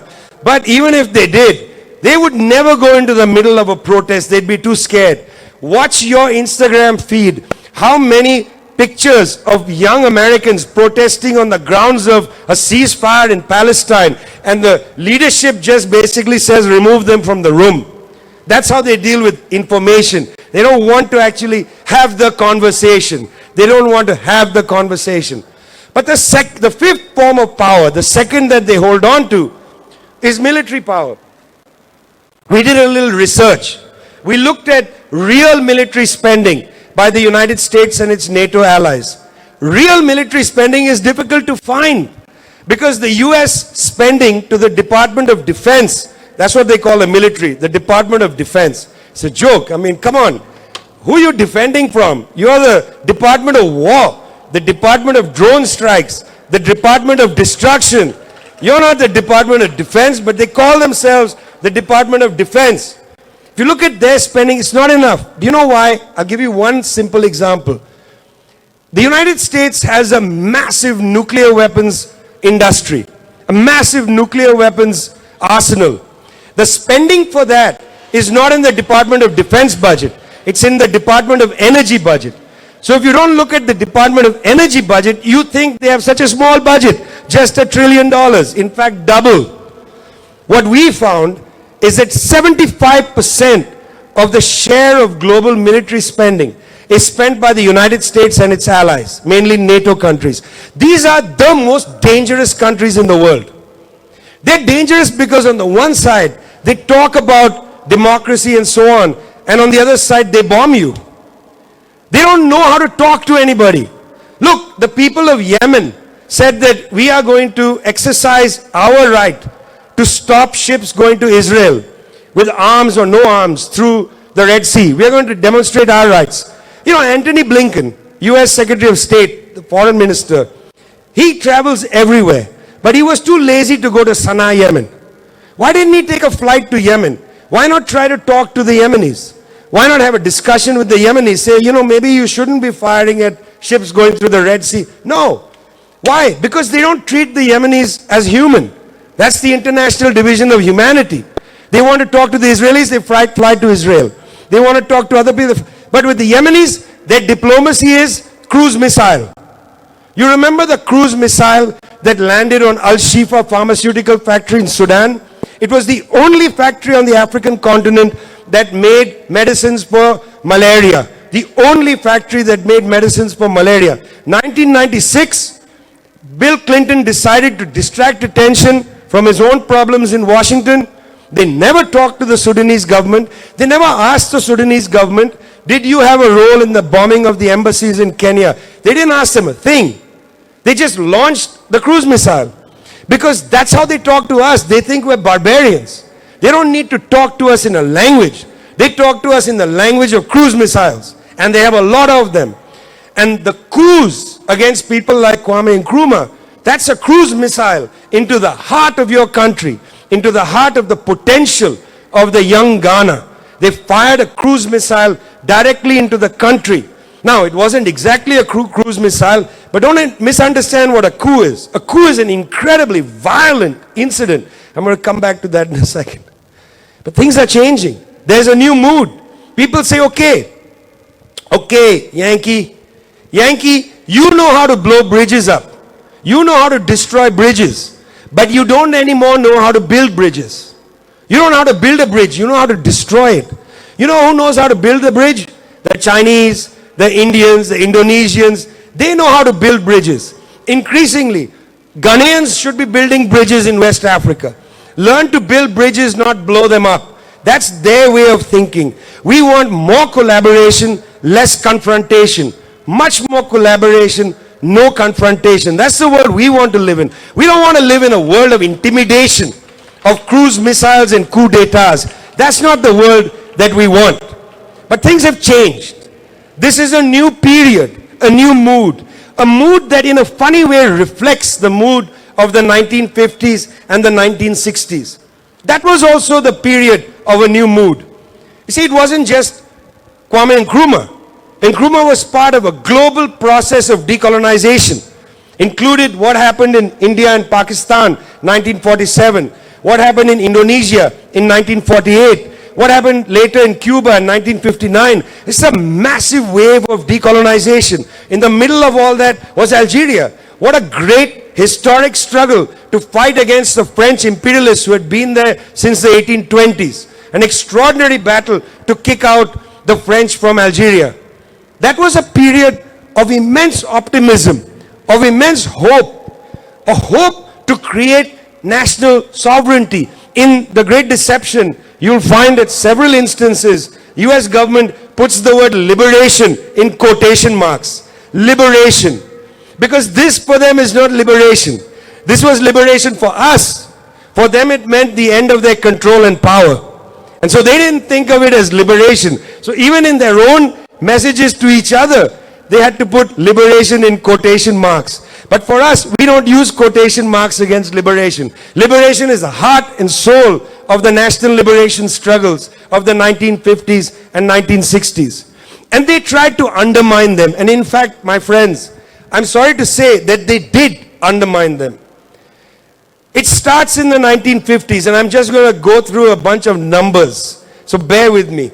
Because the coup in Ghana in 1966 is not an individual event. There were a series of coups against the third world. And I want to put the coup in Ghana in that context. Because I want to insist again that Kwame Nkrumah was not just the leader of Ghana. Kwame Nkrumah was not just the leader of Africa.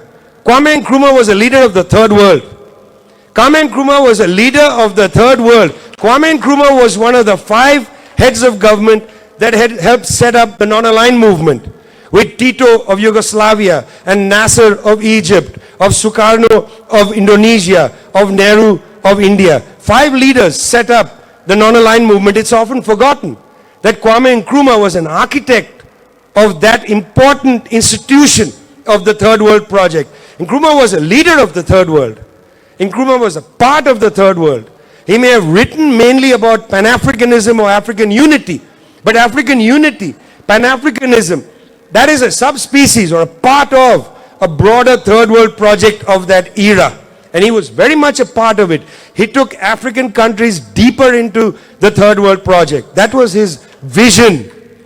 So the coup against Nkrumah was a coup against the Third World in the same way. And here's the list. 1953, the coup against Mohammad Mossadegh of Iran.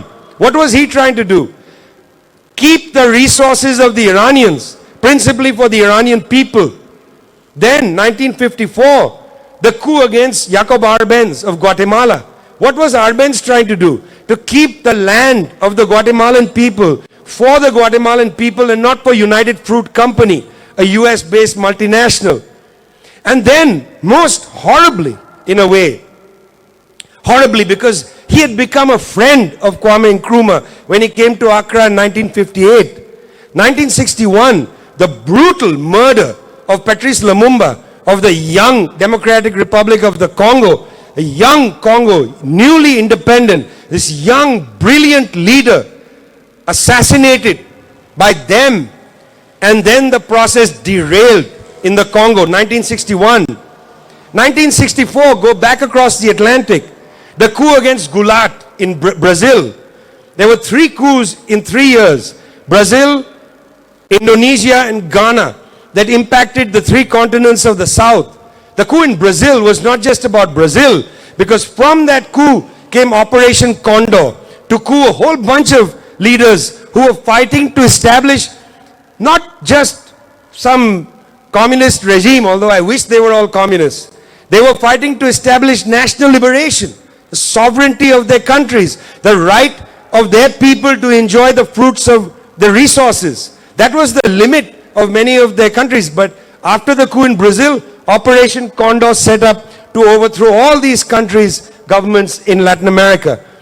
From Brazil, we take a long flight to Indonesia, where Mr. Sukarno was running a major project to revolutionize Indonesian society. A country held against its will, first by Holland, then by Japan, and then after World War II, the Dutch tried to go back. The Dutch. What a tiny country. Belgium. What is Belgium? A chocolate-making tiny little society. How dare they come and colonize the Congo? The Dutch, tiny. England, embarrassing. It's embarrassing that we were colonized by the English. I'm embarrassed by that. Like, look at them now. They can't even run their own parliament. I mean, how dare they have colonized us? We have great civilizations, and then they came and we fell for it. Don't fall for it again. That's going to be the last thing I say. Don't fall for it again. We fell for it once, don't fall for it again. Indonesia, where they were building this process, a ruthless coup. My friends, I just spent a week with the daughter of D.N. Aidit, who lives in Paris. D.N. Aidit was the last leader of the Communist Party of Indonesia. 1 million communists were killed after that coup. 1 million communists were killed in Indonesia after that coup. It's a remarkable piece of modern history. You know, they always like to talk about the crimes of communism. What about the crimes against the communists? 1 million people killed in Indonesia in 1965. And then the year after that, the coup against our brother leader Kwame Nkrumah and the government he led in Ghana, which was not again just about Ghana, but a chilling effect across Africa. You read the text in here, a chilling effect across Africa. Now they are still trying to make us forget our history.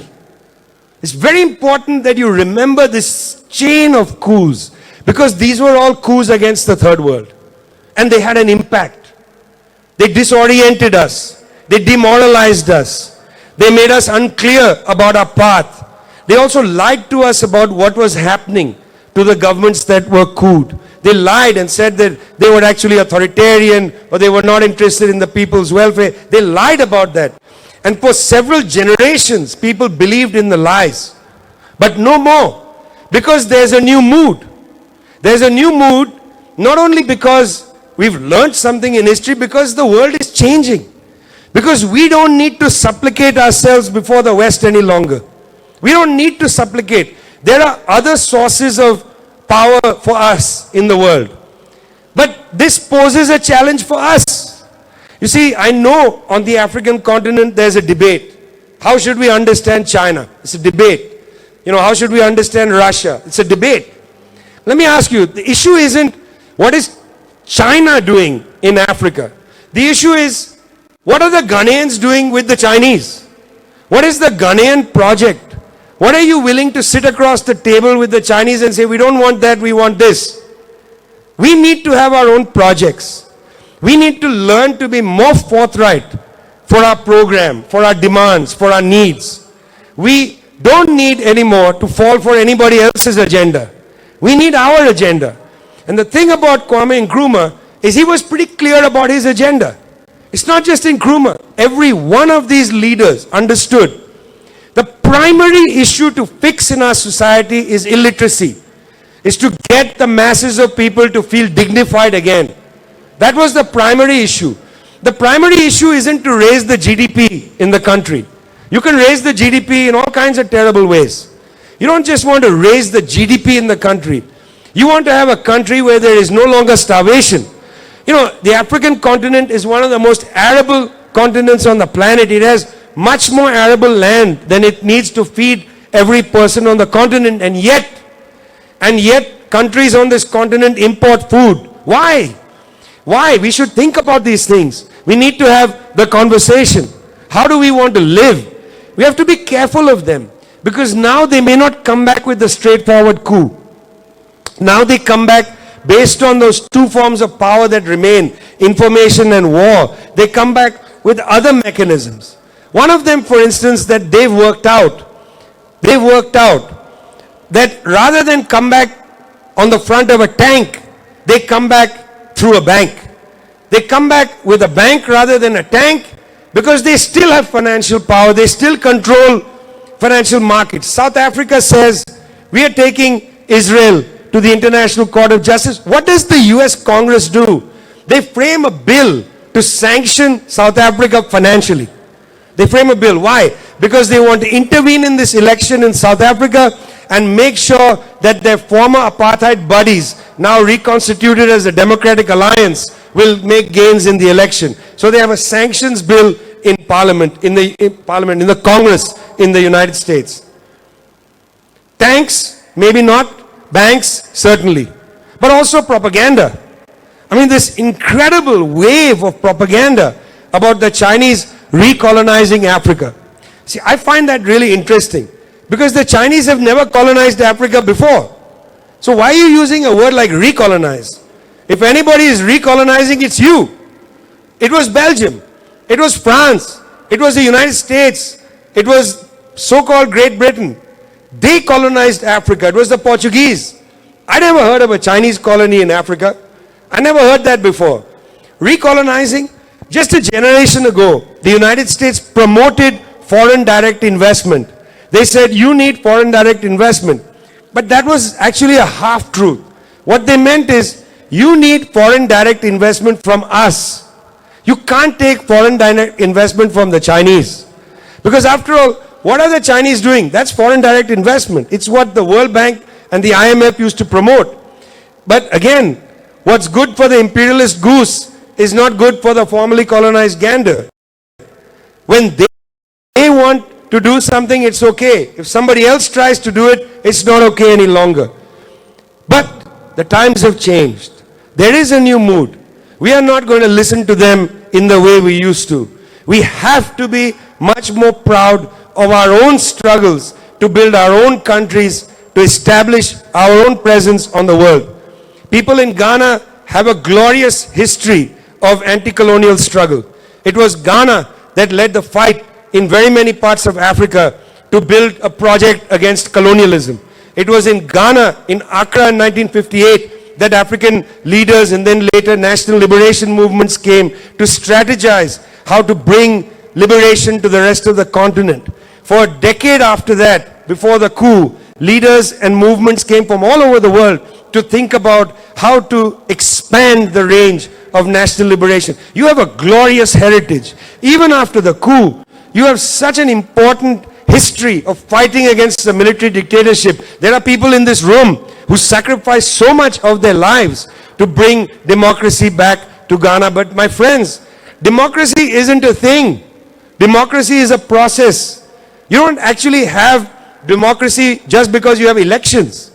Democracy is not the same as elections. Democracy is an attitude. The public has to feel democratized. You can't be democratized on an empty stomach. You can't be democratized without schools. You can't be democratized if you can't access a hospital. You can't be democratized if you don't have a house. You got to have all these things as part of the process of democracy. This is Ghana. This is a country which has come a long way. This is a country which has a long way to go yet. This is a country which will go there yet. And the next time I come here, rather than start with remarks about that great country of Namibia and the way Namibia has stood up and talked back to the West, the next time I come here, my friends, I would like to share with you experiences I've had of the great country of Ghana and how Ghana's leadership has gone to the United Nations and how Ghana's leadership has taken an apartheid state to the International Court of Justice and how Ghana's leadership has said, not anymore, colonizer, we are now free. Thanks a lot.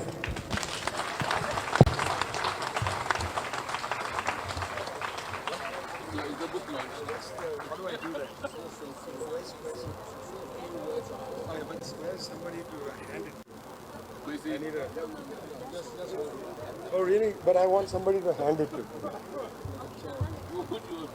I'll hand it to. Okay. All right. Well, now we're going to do the formal part of this, I suppose. You keep running away. Huh? Do it with him. Okay. Well, do it to both of you. Both stand there. How did I become the... Yeah. No. Everybody, you know what is going to happen? Is everybody has to stand up and hold a copy of it. And that's how I'm going to hand it. I'll hand it to you. Yeah. Okay. Yeah. Please stand up. Well, I'm very happy to say this is the 4th edition of a tremendous book, The Great Deception, the role of the CIA in the overthrow of Kwame Nkrumah. Very happy to play a role in handing a copy, or at least lifting up a copy with the rest of you. Viva Nkrumah! Viva Nkrumah! Viva Nkrumah! So we're launched. Okay.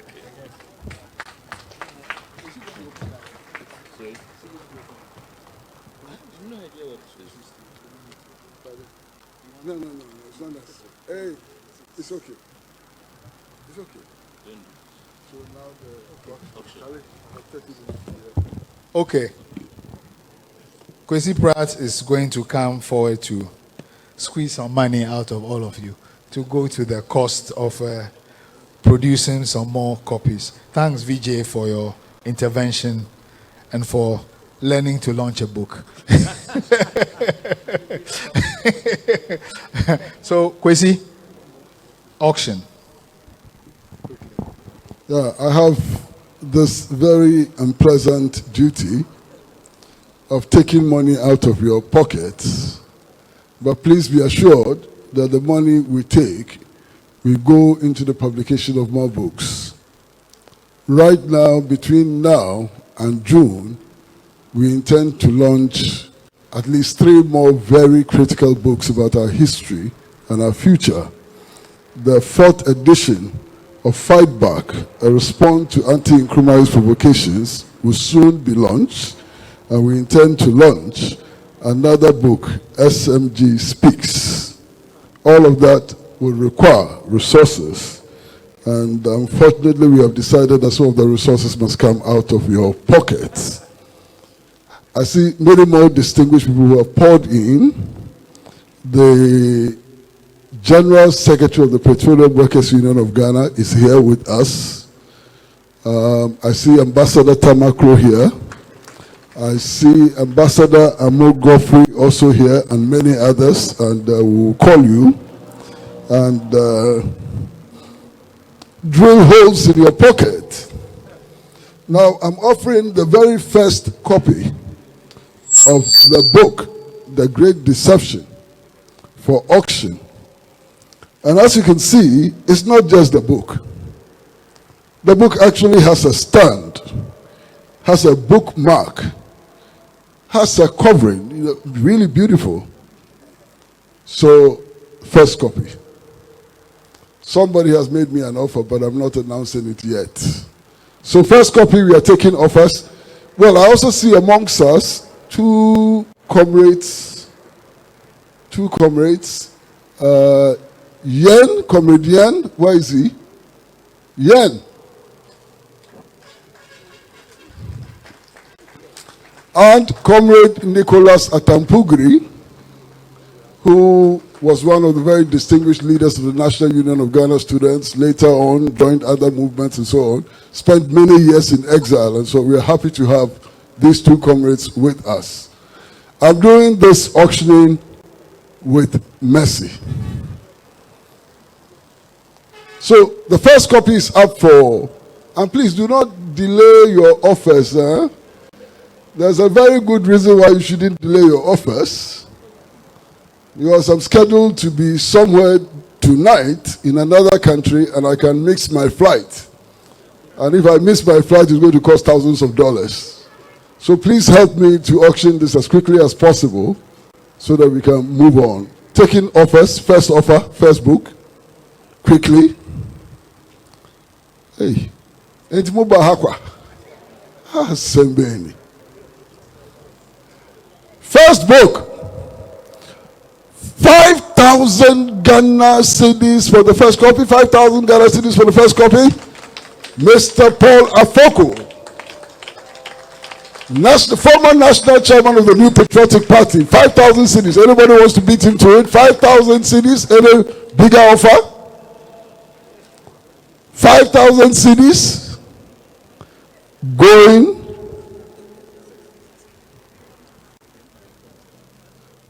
The Speaker of Ghana's Parliament says 10,000 cedis. Wow! 10,000 cedis. Going. 12,000 cedis. 12,000 cedis. Whoa. Gone. 12,000 cedis, Mr. Paul Afoko. Oh. This one.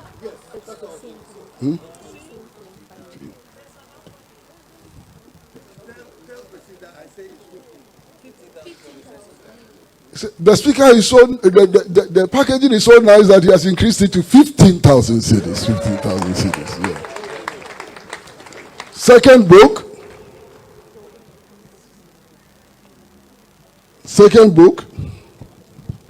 Going. Mr. Speaker, are you tired? Yes.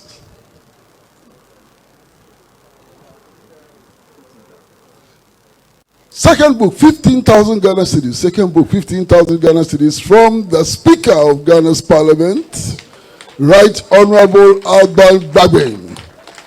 And Alban Bagbin is not just the Speaker, he used to be one of us. He used to be in the trenches with us. Alban Bagbin, 15,000 cedis. Anybody wants to beat him?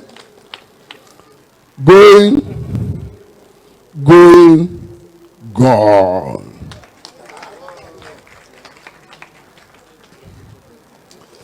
Third copy of the book. I know who the third copy should go to. I'm not going to mention, he knows himself.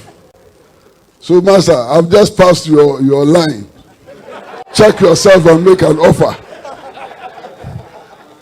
Third copy of the book. Going. How much? 10,000 cedis from the national chairman of the National Democratic Congress, Johnson Asiedu Nketia. 10,000. Any challenger? No challenger. Third copy is gone. Wow. Fourth copy. Not many of them will come in such very nice packaging. So if you see the packaging and it's beautiful and so on, please make an offer. So I think fourth copy. Fourth copy of the book, make an offer, please. Hey. Honorable Okudatu Ablaka, what do you think you are doing? Why, you think you can come here, sit down, enjoy a nice speech like this and walk away? Make an offer, do something. Fourth copy of the book, offers. I hear his home is flooded, but the flooding came with some tilapia. Chairman says it's not a promise, he wants to deliver the 10,000. Oh, Chairman Asiedu Nketia is giving us his money right now, here, 10,000 Ghana cedis. Great. Yes, any more offers, please don't let me miss my flight. Please don't let me miss my flight. Fourth copy. Hey, why you Ghana Manti? You say you want to be president. Show your presidency now. Why is this business of sitting in the corner and smiling small? Huh? Yes, fourth copy offers. 5,000 from Mr. Alan Kojo Chamating, the butterfly man. 5,000. Good offer. I wish you would have made a bigger offer. I've heard you claiming that you are bigger than NDC and MPP combined. Let it show in your money too, my friend. So 5,000, Mr. Alan Kogotre Martin, 5,000 in the corner, represented by Solomon Owusu. Any more? Any more? Please. Pan-African Television asked me to bid for 1,000 CDs for one, but I thought it was too small. I didn't even want to mention it. Fourth copy. 5,000 CDs. Professor Nana Jane Opoku Ajimai. Wow. Almost became the first woman vice president in Ghana. And they say it's not late, she can still be. Wow. 5,000 CDs from her for the fourth copy. Fifth copy. Yes, boss. Fifth copy. Hey, sister. But look.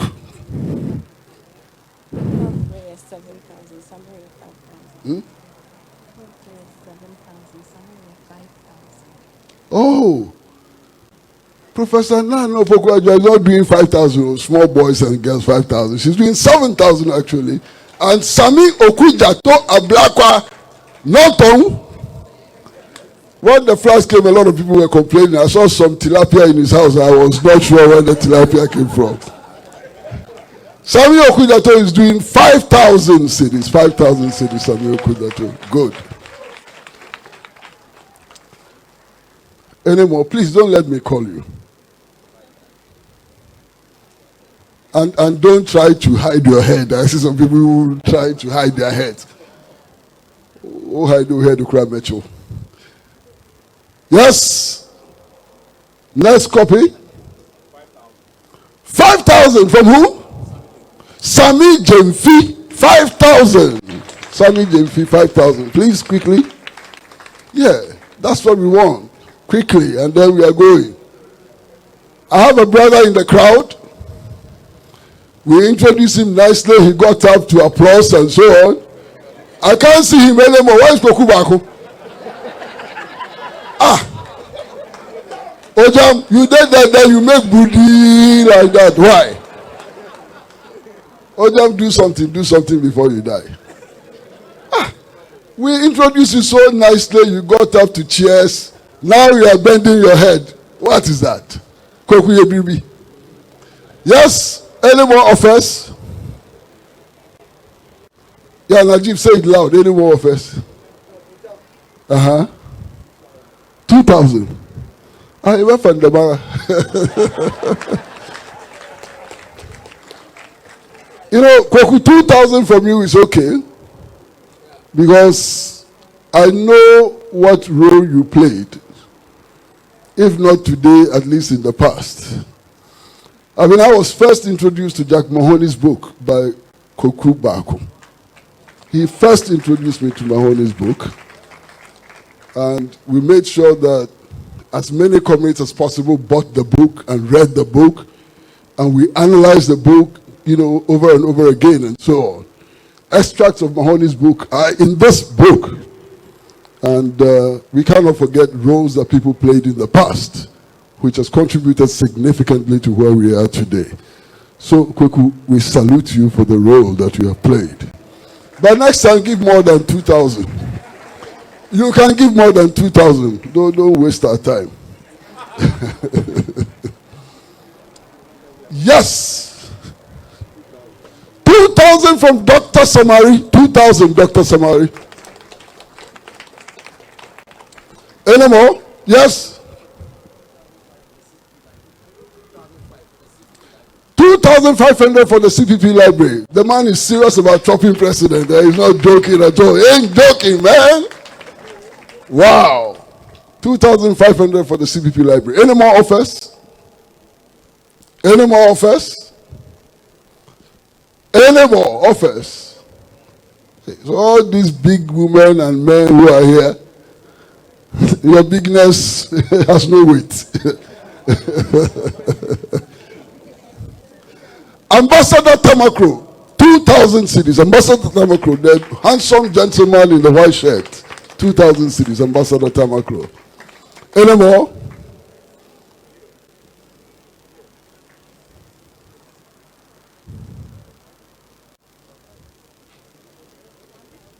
$1,000 from Bid. Bid, did you say 1,000? Hey, Bid the pa. Bid, you chop member of parliament. You chop post in NDC. You chop regional minister. Why is your money finished? Oh, money finished too quickly. Why?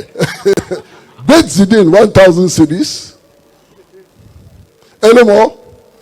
Okay, so we're in the 1,000 cities zone. Bid Zidane. He was a leading member of the Committee for Joint Action. 15, John Mahama. 1 5.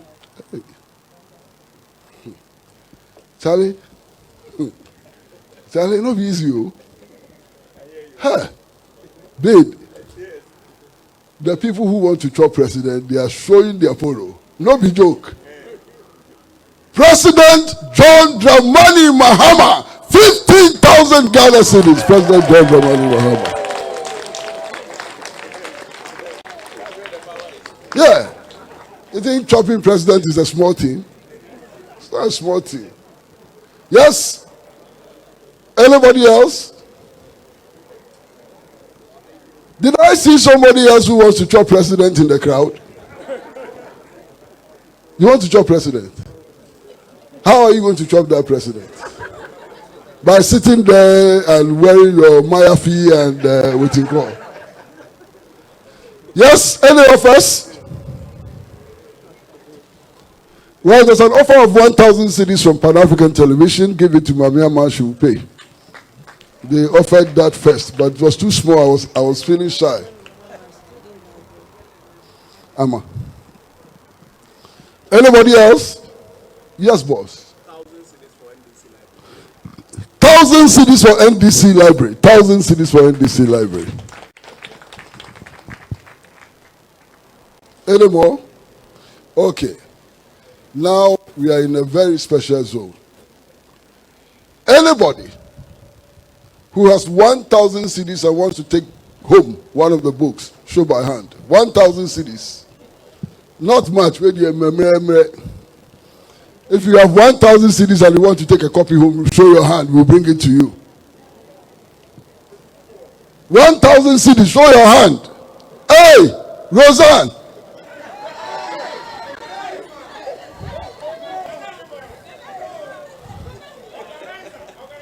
Nana Hima organizer. If you have 1,000, show your hand. Let me bring you a copy of the book. There is somebody I don't want to mention. He knows himself. So you just show your hand and then your name will not be mentioned at all. You know yourself. Show your hand. With your gray beard, you know yourself. And your spectacles, you know yourself. Just show your hand. Quickly. Let's go. Boss, raise your hand now. Abi? Abi, raise your hand now. He wants me to mention his name. Look, oh. Abi, raise your hand now. Najib, are you raising your hand? Oh, what a pity. Please raise your hand. Who will raise your hand, Charlie? Yeah, are you going to stay there like that for nothing? Yeah. You're going to sit there like that for nothing. Eh? Yeah, 1,000 cedis from Yen. Go and give it to him. Yen. That nice man there sitting behind the Kujato with nice grey beard and spectacles. Give it to him. At times, this one is not me. Oh. It's your own brother, Paul Afoko, who says I should mention at times. He's here. Ask him. So, Atam, should I mention you? Huh? Oh, Atam, Paul Afoko says I should mention you. Okay, Nicholas Atampugri, just behind Yen. Give it to him. No trouble. Okay. Now, yes, sir. Oh, Ambassador Amo Godfrey, 1,000 CDs, go and give it to him. Anybody else? Okay. Look, the plan is that nobody will leave here without a copy of the book. So get ready. It will get to your turn. Dole, it will get to your turn. So now 500 CDs for a copy of the book. 500 CDs. And listen, you see this nice box. You can take it full of books. If you represent a library, a school, or whatever, you can take the whole box away and give us something handsome. We'll be happy. Okay? But now 500 CDs. Anybody with 500 CDs want a copy of the book? Just show by hand. 500 CDs. Hey, Ben, I didn't see you. Hey, if we don't know this man. Have you ever heard of the name Dr. Ben Edu? Dr. Ben Edu was a founding member of the movement, Socialist Forum of Ghana, and was an active participant in our Sunday meetings in Kokomemble. And actually, the idea of writing this book and many others came from Dr. Ben Edu. And he contributed greatly, editorially and so on, in putting this book together. Not just this, you know that petroleum prices have become an issue for every election. The man who led us to organize the first campaigns against astronomical increases in petroleum price on a nationwide basis was Dr. Ben Edu. He's here. He's been on leave for a while. Yesterday I had a conversation with him and he's fully back. So Ben, show that you are back. Ben, how do you show that you are back? Quickly, don't waste my time. You want me to miss my flight? Ben! Look, he can't say it. He's looking for a lawyer. Ben, quickly. Kai, the plane is about to take off. Yes, what is it? Say it loud, quickly.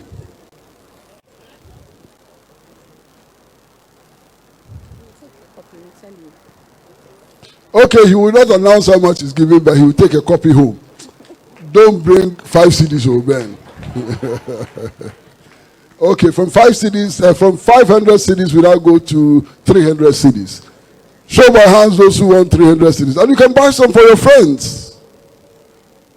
300 CDs a copy. 300 CDs a copy. I see somebody there, please, over there. Anybody with 300 CDs? Any more? 300 CDs? 300 CDs anymore? Dr. Peter Otokuno. Hey! The man wanted to chop General Secretary of NDC. It's doctor. He got plenty of beard and so on. He wants 300 CDs. 1,000! Boss. Dr. Peter Otokuno, his representative, said 1,000 CDs. Yes, sir. Dr. Ecospio Gabriel's Foundation, 1,000 Ghana cedis. But doctor, you have disappointed me a little. And there are reasons why you have disappointed me a little. The other time I heard him, he was saying some nice things about himself and so on. Actually, if they give him running mate, he will not refuse. Thank you, sir, Dr. Ecospio Gabriel. And if they give you, don't refuse. Don't refuse at all. But what if they don't give you? Anymore? So now we are moving to 200 CDs. 200 CDs. Raise your hand if you want one for 200 CDs. Accra Collective of the SMG, they said 200 CDs. Whoa. And you go assist them, give them. Accra Collective, 200 CDs. Give it to Najib. Any more? 200 CDs. 200 CDs. Okay. Now this is the bottom line. The book is going to be sold in the bookshops everywhere for 150 cedis. So if you want to buy the book at its real price, you don't want to contribute to printing Fight Back. You don't want to contribute to SMG Speaks. You don't want to contribute to nothing. You just want to buy one. Okay, 150. Raise your hand and let's bring it to you. Raymond Archer, 500 cedis for Raymond Archer. Where is he? Oh, his representative, Raymond Archer. Youth wing of SMG, 500 cedis. Okay. Any more? Any more? Eh? Youth wing, that's bidding. Yes. Eh? No, we are not offering for 100 though. 150 is the cost. Came. No more. Okay. So, Dr. Graham and all of you, I think this is the end of the auction. And those who want to buy copies, please, yes please, Dr. Don Atta. Pardon? 500 CDs from Dr. Don Atta. So anybody who wants a copy, please see Mercy or any of the guys, and it's 150 CDs a copy. Kwesi, thank you.